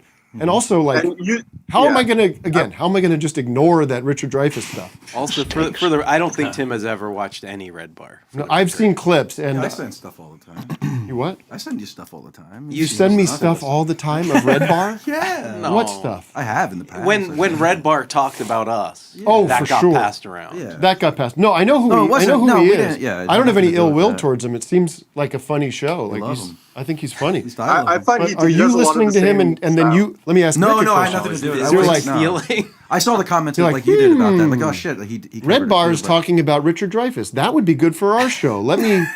copies out. I think we talked about it the same week. In fact, Sure. because it just makes sense. Yeah, but you don't I think don't know. you don't think we're watching Club Random on our own? We have to listen to Red Bar to find out about it. Yeah, that was fake. Yeah. Also, that episode was so prolific. Like, I think it was going to be covered by people either way. But this Red Bar, he does something like 6 hours a day or something. 6 hour it's show. incredible. Yeah. Can you believe yeah. that? 6 hour talk Yeah. of talking. There's like breaks in between, the musical breaks. It's really good. I enjoy it. David, you weren't one of the commenters, were you? What do you mean? Asking about Red Bar on social media. You weren't one of those guys, were you? No. No. All right. Well, all the best. Tell us something in French Canadian, huh? Merci et va te faire foutre. Beautiful. Love it. All right. Thanks very much. What a language. All the best to you. You know, he just said eat my shorts, right? I feel like this guy was like in hiding or he's in disguise or something. Have we taken a Everything- call yet? The hotline went down, but now we have another special. I'd like a Zoomer, special guest. John Mugar. Oh my Wow. God. Oh yeah. Wow. All right. Look at Tim. What is this? Ben's fucking birthday? Bring them all out. Bring out all of my friends. John Mugar. Mr. Crinkle. This is for you as much as it's for me. I tried to push the teeth to another day. This song is awesome. What is that? John, are you Something I, there? like, mixed together. Yeah. Like sped up and slowed All down. right, enough cues. We got to focus. This is John Mugar. I don't like your new look, John. Can you? Am I here? There you go. John, Tim, you want me to come back? I'm trying to get a word in edgewise here. No, you know what I want is your honest opinion about the show so far. I think you can pull it together. It's been bad so far. Stick No, the I think landing. you can pull it together. Yeah. What am I going to do, John? What do you think I should No, do? it's not a Mugar production. Yeah. If you were in charge here, because John Mugar produced a lot of the Tim and Eric stuff. I actually want some Excuse me. context on that. I don't like what's I don't I've seen him, I've seen his name, I've seen him pop up, but like I don't fully understand the relationship. I just said. Producer. Yeah. Producer and good He friend started and as an writer. intern. Is that correct? Yes. Sorry. If I could have the floor. Could answer my question. Whoa. If I got you out here, let's say for next week, Yeah. first class ticket from Boston to LAX. You've done it many times. I get you in here Monday. What do you do? How do you clean house? What do you do? How do you make the show work? What do you do as a producer? What are your first 5 things on your to-do list? you clear the room. Yeah. The first thing you do, you wipe the room of everybody except for you. Thank you. It's you and camera. That's it. And a giggly camera. A giggly. So that. You're saying get rid of Vic and Doug? Get a laugh machine. Yeah, you can add them back in, but just piece by piece. You got to zero base the budget, and piece by piece layer in what's going to complement you. Gotcha. And try stuff. Yep. Okay. And what about producer Captain Carlin? I mean, this is on his doorstep. This is on him, Captain isn't Carl stays. Captain Carl stays. Ooh, we got a Nice. wow, we got a Producer Bennett. courtesy. We got an ally, Matt. Thanks, John. The video, and he's just like looking out. It was just Well, made I me always think giggle. that if I stayed in LA, I would probably be very involved in this show somehow. I And know. I don't know how. Well, yeah, you would be. You'd be running a tight ship, and we'd have double the patrons. Matt is the captain of Alpha Centauri. This is the most underappreciated drop of all time. Listen to this. We used to play it all the time, but listen to this gem. Matt is the captain of Alpha Centauri. Matt is the captain. Where are you, John? Really nice guy. First of all, guests don't ask other guests questions. Sure, yeah. Do they? I'm interviewing. This is what I do. John, where are you? What was it like growing up there? Are you in Boston, Beantown? No, I'm in LA. What? That's not true. Yeah, I moved to Boston right after Awesome Show Season 5 wrap, and then 6 weeks later, I moved back to LA. John Mugar. I haven't seen you. Is currently the creator and executive of what? A producer of the basketball tournament? Yeah, now it's going to be a soccer tournament next week. First time ever in North Carolina. It's Wait a minute. Does this $1 mean no more winner-take-all. basketball tournament, or you're We're adding doing both? We're adding. Yeah. Scaling up. Scaling up. That's great. Congrats. And Sports. this is a And by the tournament. way, which airs on ESPN, which is our network. Oh, sweet. I'll tell you this. Let me tell you about the American dream. John Mugar spends a good decade of his life coming up in the Tim and Eric world, and he leaves at some point. I think it was a natural. It was not. You fired him. No, it was opposite of that. It was. What's the opposite of acrimonious? A very amicable. Amicable. There you go. It was. No one worked harder on that show than John Mugar, I would say.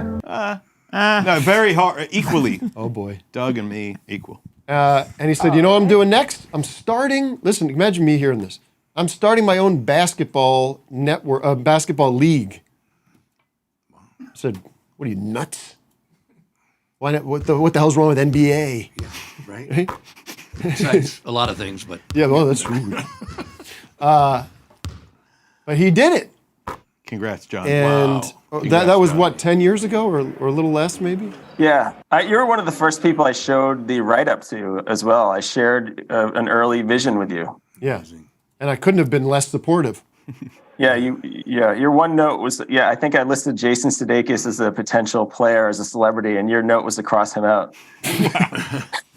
I said, "You know what, kid, I don't see it. I think you're going to fail." But no, it did seem like a tough hill to climb. And, wow, yeah. To start a whole thing like that, incredible. God bless you. Incredible. John, give your general impression of where I'm at in my life right now. You follow it. Doing exactly what you want to do. Thank you. And the way you want to do it. That's a vision. There we go. That's called vision. That's the I think definition of that's success, accurate. baby. That's Well, what I think. Come on. We're seeing how it's playing out in real time. I don't know. There's no clear vision for how things are going to eventually turn out. I have so many great ideas. I thought you just had. Well, I have of it, but you don't know how things are going to work Well, out. of course. That's the journey of life. That's the joy. What do you think of Ben's new documentary? I love it. I've seen it all, both parts. I saw early cuts of it. I was involved in that process, so it's great. Yeah, John was a part of it throughout. I show everything to John. I send drafts of emails that I don't send out yet to John to say, yeah, that looks good, or omit this. And he's what do you call it? I wouldn't say a mentor. What do you call it? It sounds like consigliere. Yeah, right. Yeah, basically. Yeah, it's hard. Important things. It's hard for you. It's hard to be Ben's friend. It really is. I use you like part manager, part friend, part like just like confidant. Yeah, exactly. It's nice. And he's And got you don't kids. feel He's that- got a wife. And you don't feel you need that service from Ben in any way in your life. No, not at all. I've never thought. He would Going to not him ask for my advice. advice. I would never go for him for advice ever. Not a two-way street. Yeah. At least like how to make, shoot a video, how to edit something. How's the family? Oh, we're okay. We're okay. Wow. Wow. Okay, Yeah. may I Yeah. follow up questions? Yeah. What's Okay. going on, man? What's happening? No, I'm joking. You don't like that answer, John. No, Kids we're good? Yep. Kindergarten's wrapping up soon. Yeah. Congrats.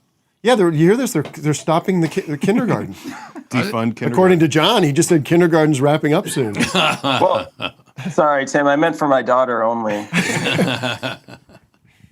You're one of the original, for me to play with, comedically, one of the original straight men in my life, like that really worked. We never really captured that in any way. There's nowhere to see that. It's kind of this thing this white whale that I'm fascinated with, which is maybe this is like a good brainstorming session for how this could work, but there's a kind of humor and a kind of comedy that I do, that I love to do, that sometimes exists on this show, but is almost only in these small relationships that don't get filmed, right? But I think there were some things Not on small Awesome relationships, Show but these where you and Eric would play off of, and what was that web thing? The GoPro show. Yeah, you nailed. No, that but some of the dynamic, funniest right? things are text chains between Tim and I, or other people and Tim, where Tim will just ask me the worst questions that Yeah. are so obviously answered, and I'll just have to tell him, of course he shouldn't do that. Right. Yeah. And they keep going on and on and on. There's a mode I get into, which is like a very indignant, dumb person. And turning to John, who's sort of like supposed to do everything, fix everything. I do that a lot with JP, my tour manager, too. You just ask him, like 2 weeks after tour, you'll appreciate this one, John. And maybe this is just annoying, but I texted the group, JP, I left my Leon Russell biography on the plane like 2 weeks after. Can you get it back? What should we do? That's a good question. What's the next move? And he immediately sends a link to Amazon to buy the book again. Yeah, my goal is just to clear up the mess in as few letters as possible. So I just say flat out no, and then on your end you go Yeah. I was doing that. I don't know if I was doing that on this movie I was just doing with, believe it or not, Kyle Mooney. Yeah. Was a great foil for me as a director. I would come up to Kyle, I'd walk onto set, I go, and there's the whole crew standing around. I go, Kyle, I'm losing it, man. Like I'm about to flip out. And his thing is like, he's like, okay, okay, all right, whatever, let's figure it out. Do you need 5? I'm like, no, let's do it. Let's just roll. Bad energy. That's fun. All right, John, anything else? No, I'm a huge fan, obviously. So Thank you. Thank you, John. There's one piece of footage though that the dog running, Vic's dog running through the yard. That was an incredible moment, and I don't know why it didn't get more play. Yeah, John, why isn't this show more successful? That moment I thought would take you into a new echelon. I honestly thought so too. I was like so excited. I was ready to make a show about We it. were and all everything, and, like, ready for that video to go viral. And then it never you can never did. tell. It never did. I think we're being suppressed. I think we're being think ghost Crushing banned the or whatever. algorithms. The algorithms. Shadow banned. Shadow banned. Yeah. All right. Oh, good to see you, Alex. It's good to Thank see you, you. I John. hope I see you. I don't know when. I never get to see you, but When that's you how it coming is. out? When you coming out? I'll let you know after. Okay. But you Where know are you what? gonna stay? What's your address? Give us your phone number. I think one of the great ideas you had, and we could never figure it out, with this new world you're in of the basketball tournament, was to get me in there as a color commentary guy. How much fun would that be for everybody? I would love to do that. I think we almost plugged you and Greg in on ESPN one year without telling them. Say that but they should see the value in that. What fun that would be! Like, let me sit in for like 10 minutes or something. Like, I don't need to do the whole thing. Maybe now comedy sports is going to be a genre. maybe we're helping to start it up, and you guys could piggyback. I mean, it's sort of like that bit from, I think it's Best in Show, where it's Fred Willard with Clueless about the whole thing. And just, that's how I would be. All right, John, all the best to you. Bye, John. Good to see you. Bye. See ya. Hold on, I gotta blow my nose. Now, Lou, could I ask you, were you right? That's a drop. Turn, and then were you right into the mic. Were you part of like the weightlifting scene in the '80s in like Venice Beach area? No. I steer clear of that stuff. I was just curious if you ran into the Barbarian Brothers ever.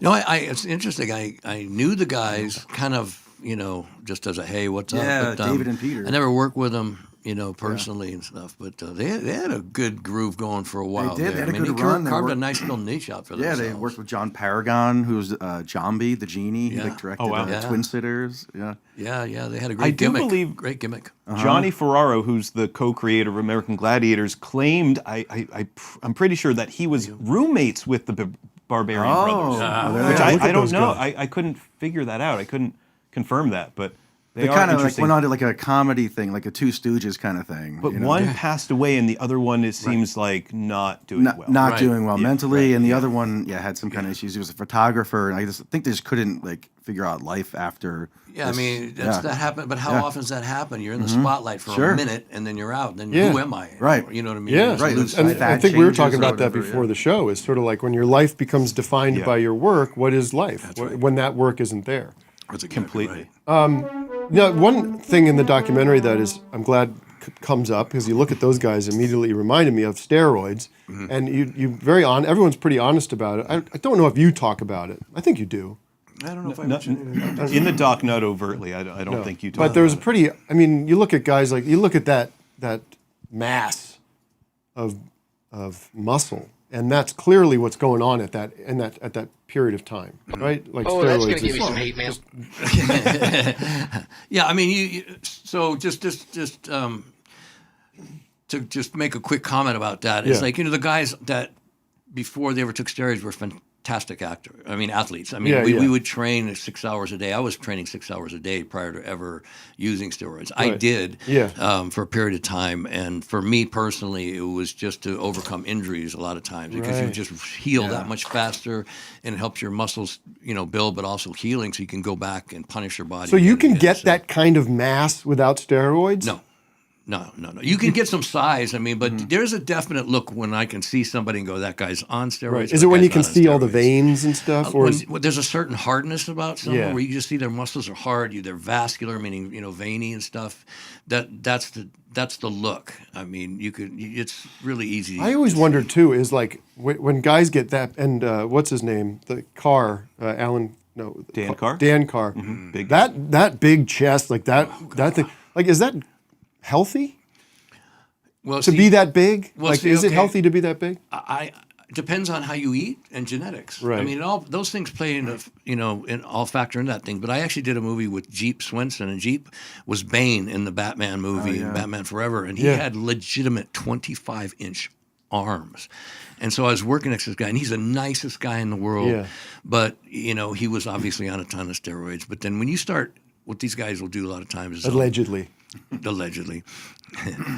then they'll do other things, party drugs, things like that on top of it. And then they're in pain a lot of times. So then they're taking a lot of times painkillers to deal with, to mask the pain. And so it's just cocktail of, death that just overcomes them a lot of times. I got a question about that.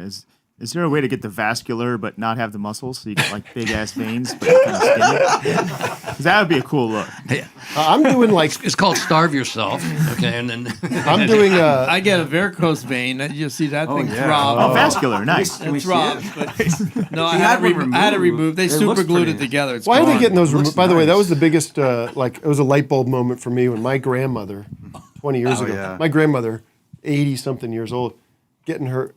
Using Medicare, getting her varicose veins removed purely for aesthetics. Yeah. Like this should be putting into drug treatment or something else. But anyways, I mean it's better for me because you wear the shorts all the time. But they would cut it. They would cut them out back then.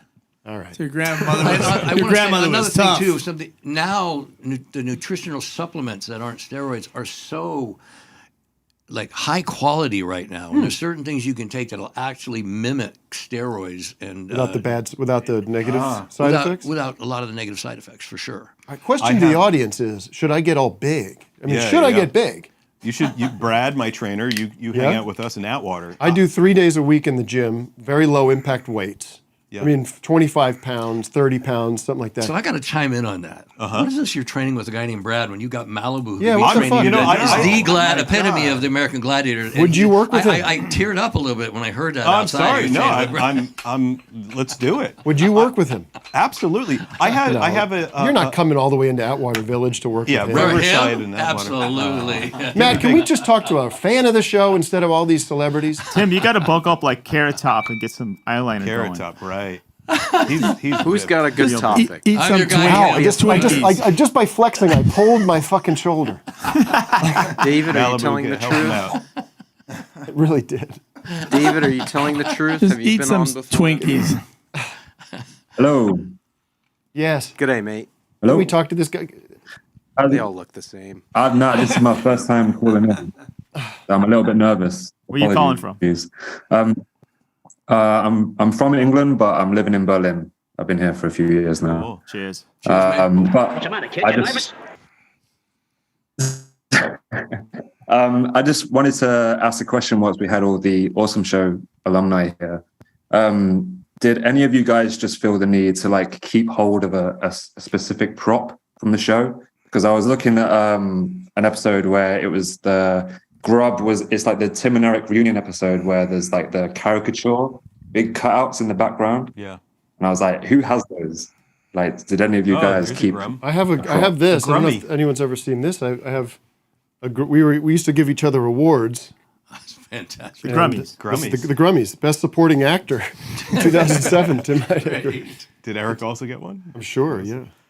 I have a handwritten C phone Oh. that Tim drew on. Really? But we both kind of co-wrote that.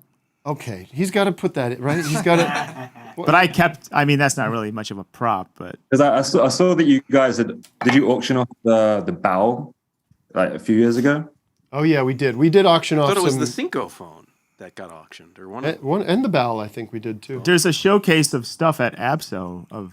Is that still there? I don't think so. I think that got I was dismantled. going to say, like, is there an archive that you guys are just sitting on? I think here's the truth. I think the Tim and Eric, and I'm partly to blame for this. Whatever brand identity, all that stuff is just terribly managed, because it's like, yes, we should be being there should be conventions, or there should be like, I was envisioning some kind of panel where it's me, Eric, you, Doug, awesome, Kreisel, like not so much that, but just like it like a Taschen book. Right. No, I always a documentary. I think that'll still happen. But we're getting a little like but far down the line. But like here. Mr. Show had that book, right? Right. Like, but who's going to do that? Like, I feel weird doing it because it's like it's self, emotional or something. It feels. We need a documentary filmmaker director. Yeah, we have to find one. Yeah, definitely. And Eric and I were sitting on. We do. Eric's pretty good about, like, he has a lot of the footage, like a lot of the behind the scenes footage and stills, and a lot of the tours, a lot of the film tours. It was definitely well documented. Yeah, for, but it's for just kind decades. of there doesn't live anywhere. It doesn't exist as a mini DV tapes. Like the Beatles anthology series. You know what I mean? There's no like, which I don't know if there's just not the interest or the will or whatever. But I agree that there's this. Who's the parent? Turner. Oh yeah, they treat us like dirt. Who's the? What's the platform? Is it Max? Max would do it. We'll talk to Max. R.I.P. Tina Turner, who owns it. Yeah, right. R.I.P. Tina. I just failed hard. All right, it is noon, but I feel like Vic suggested we go a little long today. Yeah. I think that's fine, unless you guys are rushing out of here. I'm good. Are you good? Good. Great. Good. All right, we'll take a few more calls because we were. Thank you, negligent. Mr. Berlin. Thank you. Thank you. Take care, mate. All right, we got Auf another Wiedersehen, is that what David. the word What was the thing you were wanna go talking to about with Phil? Star Trek yesterday? What were you talking about? Let's go to Phil. What's that? Star Trek you're telling me about? The Star Trek movies? Phil, are you there, Phil? Yeah, hey guys, are y'all there? Yeah, we're here. No. Oh my goodness. Very good. Perfect. Well, I guess I picked a bad day to be on the Club Random, I suppose. Are you waiting for Bill to arrive? Yes, I've been hanging out in the studio. Been here about 2 hours. It looks like you're in Bill's chair. Yeah, I'm here in Club Random right now. You know, Phil does a great job with his visuals, but his audio sounds like he's 2 dumpsters over. Yeah, I apologize. I'm not wired in because this is Bill's setup here. I'm just on kind of his closed circuit. He's like watching me. He's been watching me drink here for the last 2 hours. And, well, I wanted to do this. Room. Can we get a Dreyfus slide from you? Can you get a what? A Dreyfus slide? Oh, well, the new craze. I kind of got my pillows here, but if you want me to kind of like get that. There he goes. like this here. Now, Vic, we were talking about this. I want to write. Maybe I don't have the energy for this, but I want to do a like a curly shuffle style. You know the curly shuffle song? Right. Curly shuffle style song called the Dreyfus slide. Like it's a dance. Let's do the Dreyfus slide. We'll do the Dreyfus slide. Yeah. And then all the way to the floor. But Bill's been great to me. He's What are all those bottles over there? Those liquids. Dr. Pepper cans. Now, what show in all of America, in all the world, what show, be it on network television, cable, YouTube, wherever, what show is doing a parody of Club Random right here live? Like, it doesn't happen anywhere else. That's why you tune in. Yeah, he's got this silver urn. I don't know if there are dead ashes in here in the center, but I'm told not to touch it. Is there who else is there? Like, is there somebody directing that show? No, it's just me and Bill. And Bill stands outside, and he comes on an intercom, tells me to drink more, and when he feels like I've had enough, he comes in, and I guess we do the interview. But so he's there watching you upstairs right now. Yes, he says, "Don't stop until you're numb." And I'm Remember kind when of Nicholson hiding a said little that? bit too. I'll be honest with you. I'm just trying to steer clear of the Hell's Angels right now. So it's a good place to be down here in Bill's basement. Oh yeah, I saw this online. You're thinking about starting your own Hell's Angels chapter? Yeah, I'm starting my own chapter. Apparently, it's been met with anger, and I was told not to deal with the Hell's Angels, and apparently they're kind of out to get me. Even though all I asked them for was where to get the official patches and vests. Do you ride a motorcycle, Phil? Do you ride a motorcycle? No, not Okay.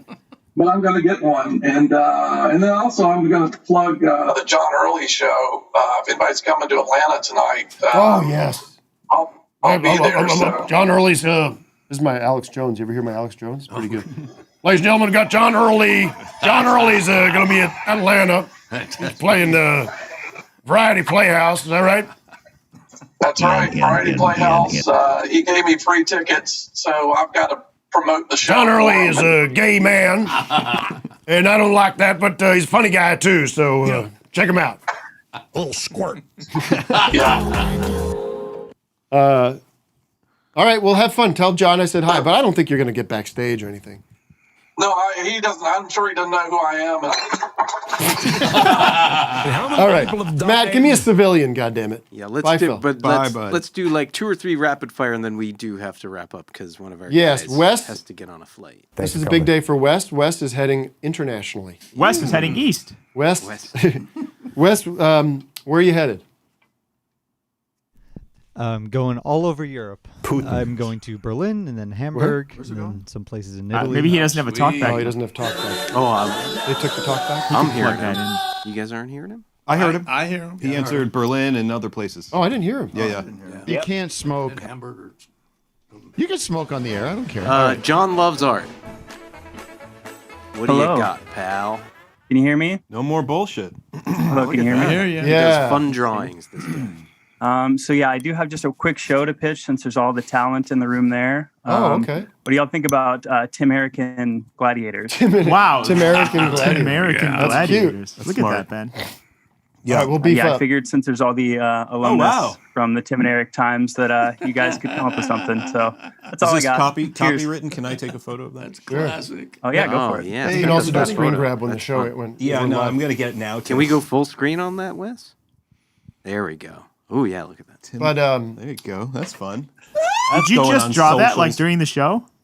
Earlier this morning, and then finished it during the show. I mean, who else is keeping Tim and Eric alive but me doing this show? This is like an opportunity. People bring shit up. Shots fired. Eric, I guess. No, let me say something. Also, Ben is the director of the stand-up special, An Evening with Tim Heidecker. Thank you so much. And I tell you, the short story of that one is we couldn't find anybody to pay for it. We paid for it. I absolutely just fun. We had paid for it, assuming we'd sell it. Still couldn't find anybody. We shot it.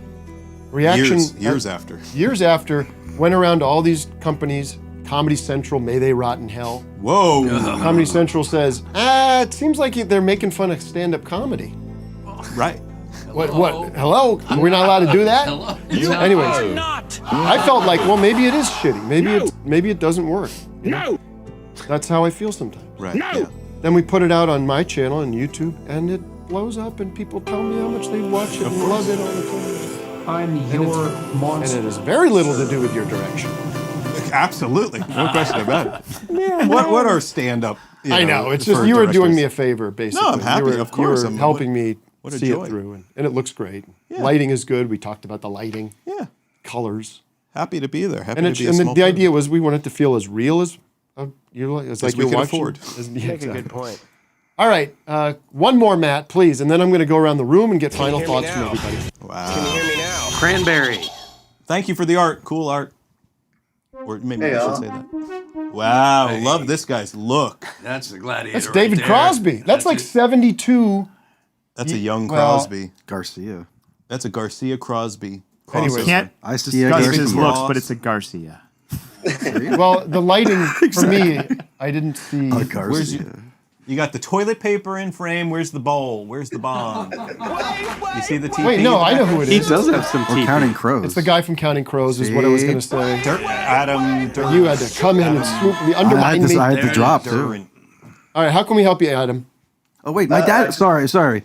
My dad saw Counting Crows. That's like the most recent concert Yeah, you've been but to. he doesn't look like that anymore. No, he's got it. No. Every day. Okay. He put that aside. I think the hardest I've ever laughed, After one of the therapy. hardest I've ever laughed, and the hardest you ever laughed over the summer. And that's not true. I mean, I've plenty of hard laughs. One of in my your life. recent hard laughs. One of my recent hard laughs was courtesy of the pictures that you sent Vic of the Counting Crows concert. Yeah. Front row seat. Oh my God. Oh, wow. If we could find those pictures. Oh, yeah, I'll try to get them. We tried this before, and I know, couldn't I couldn't find find them. But they were the I'll most.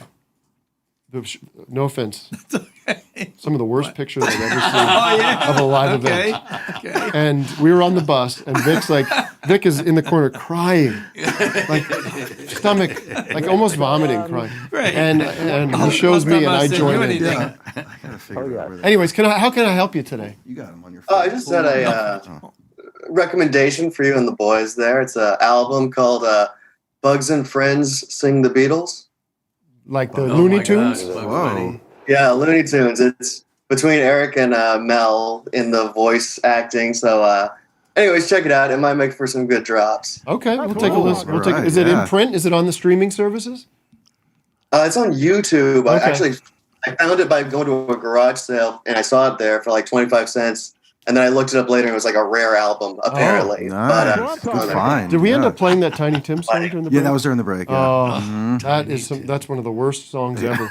So Tiny Tim did this song, a tribute about the death of Jimi Hendrix and Janis Joplin and who else? Jim Morrison. Listen to this. Listen how shitty this is. We'll never forget. Namely, Mr. Jimi Hendrix, Miss Janis Joplin, and Mr. Jimmy Morrison. You can't tell what the song is. Why did they have to die so young? Why did they have to go? If anyone can tell me why, I'd really like to know. I like it. It's so I would use this so for something. insincere, you know. It's like Tiny doesn't give a shit about this. I know. I didn't know he sang in such a low register. That was a new vibe for him. All right, I'm going to go around the room. Thank you for the recommendation. We'll Cool look look, into it. man. Very cool. Love the cool Doug, look. what do you have? Final thoughts on the show? Final on thoughts. life? Great to see Ben again, and it's great to meet Malibu. My pleasure. And I'm looking forward to this documentary, and I can't wait for the premiere next week. Now I'm getting excited. May 30th. I'm all of that, and I'm super excited to see you guys in person, and it's beautiful. And I'm happy for Captain Carlin over here. I'm happy for this guy. And, Why are you happy for Captain Carlin? Just because I am, because he Thanks, buddy. he puts up with a lot of shit, and he deals with it. Thank you. So You looking at me? Yes, What about you? even though you agreed with me, it's still nice to see you. Yes. And my your dad- guests, very educational for me, the things you have done here. And I'm glad for your service for helping people. Thank you very That's much. very important. It's a It's very good you beautiful care. moment. It's one of the most beautiful moments in the show's history, I have to say. yeah. This I'll tell you. Thank you. Yeah. Thank you. Captain? Admiral? Thanks, everybody. Love your stuff. Love the doc. Love the dog. Really, thank you. Malibu, what's next for you? Just hopefully as many interviews as I can, Yeah? and then I want to start working on sharing my Christian testimony all over the places if I can, and helping people with drug addiction. See, I go to church if he's in charge. Man. Yeah, True. Amen. All right. Yeah.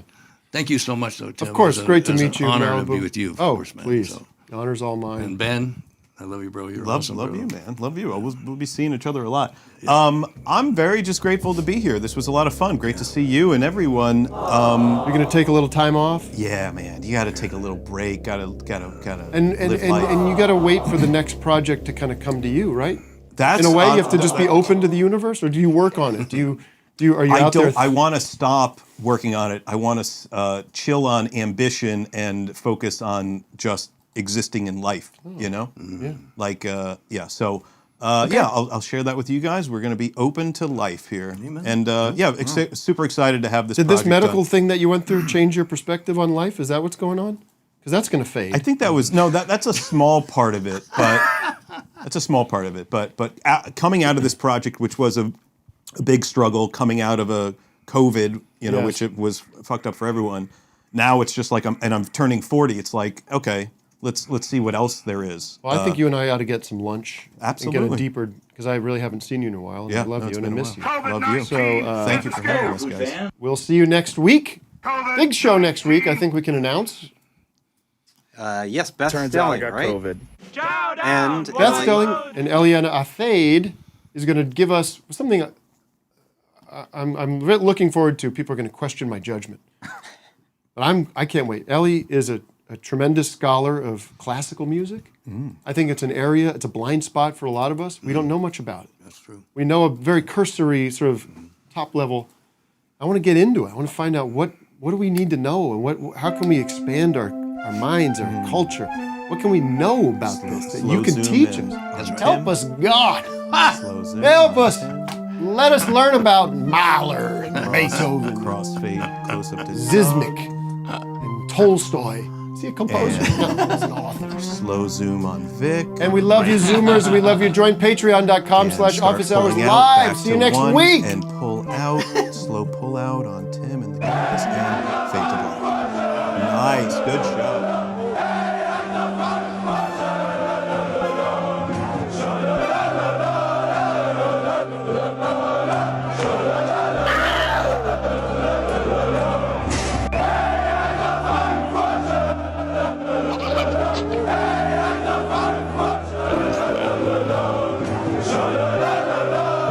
Ecstasy makes me a better dancer. Ecstasy makes me a better dancer. Ecstasy makes me a better dancer.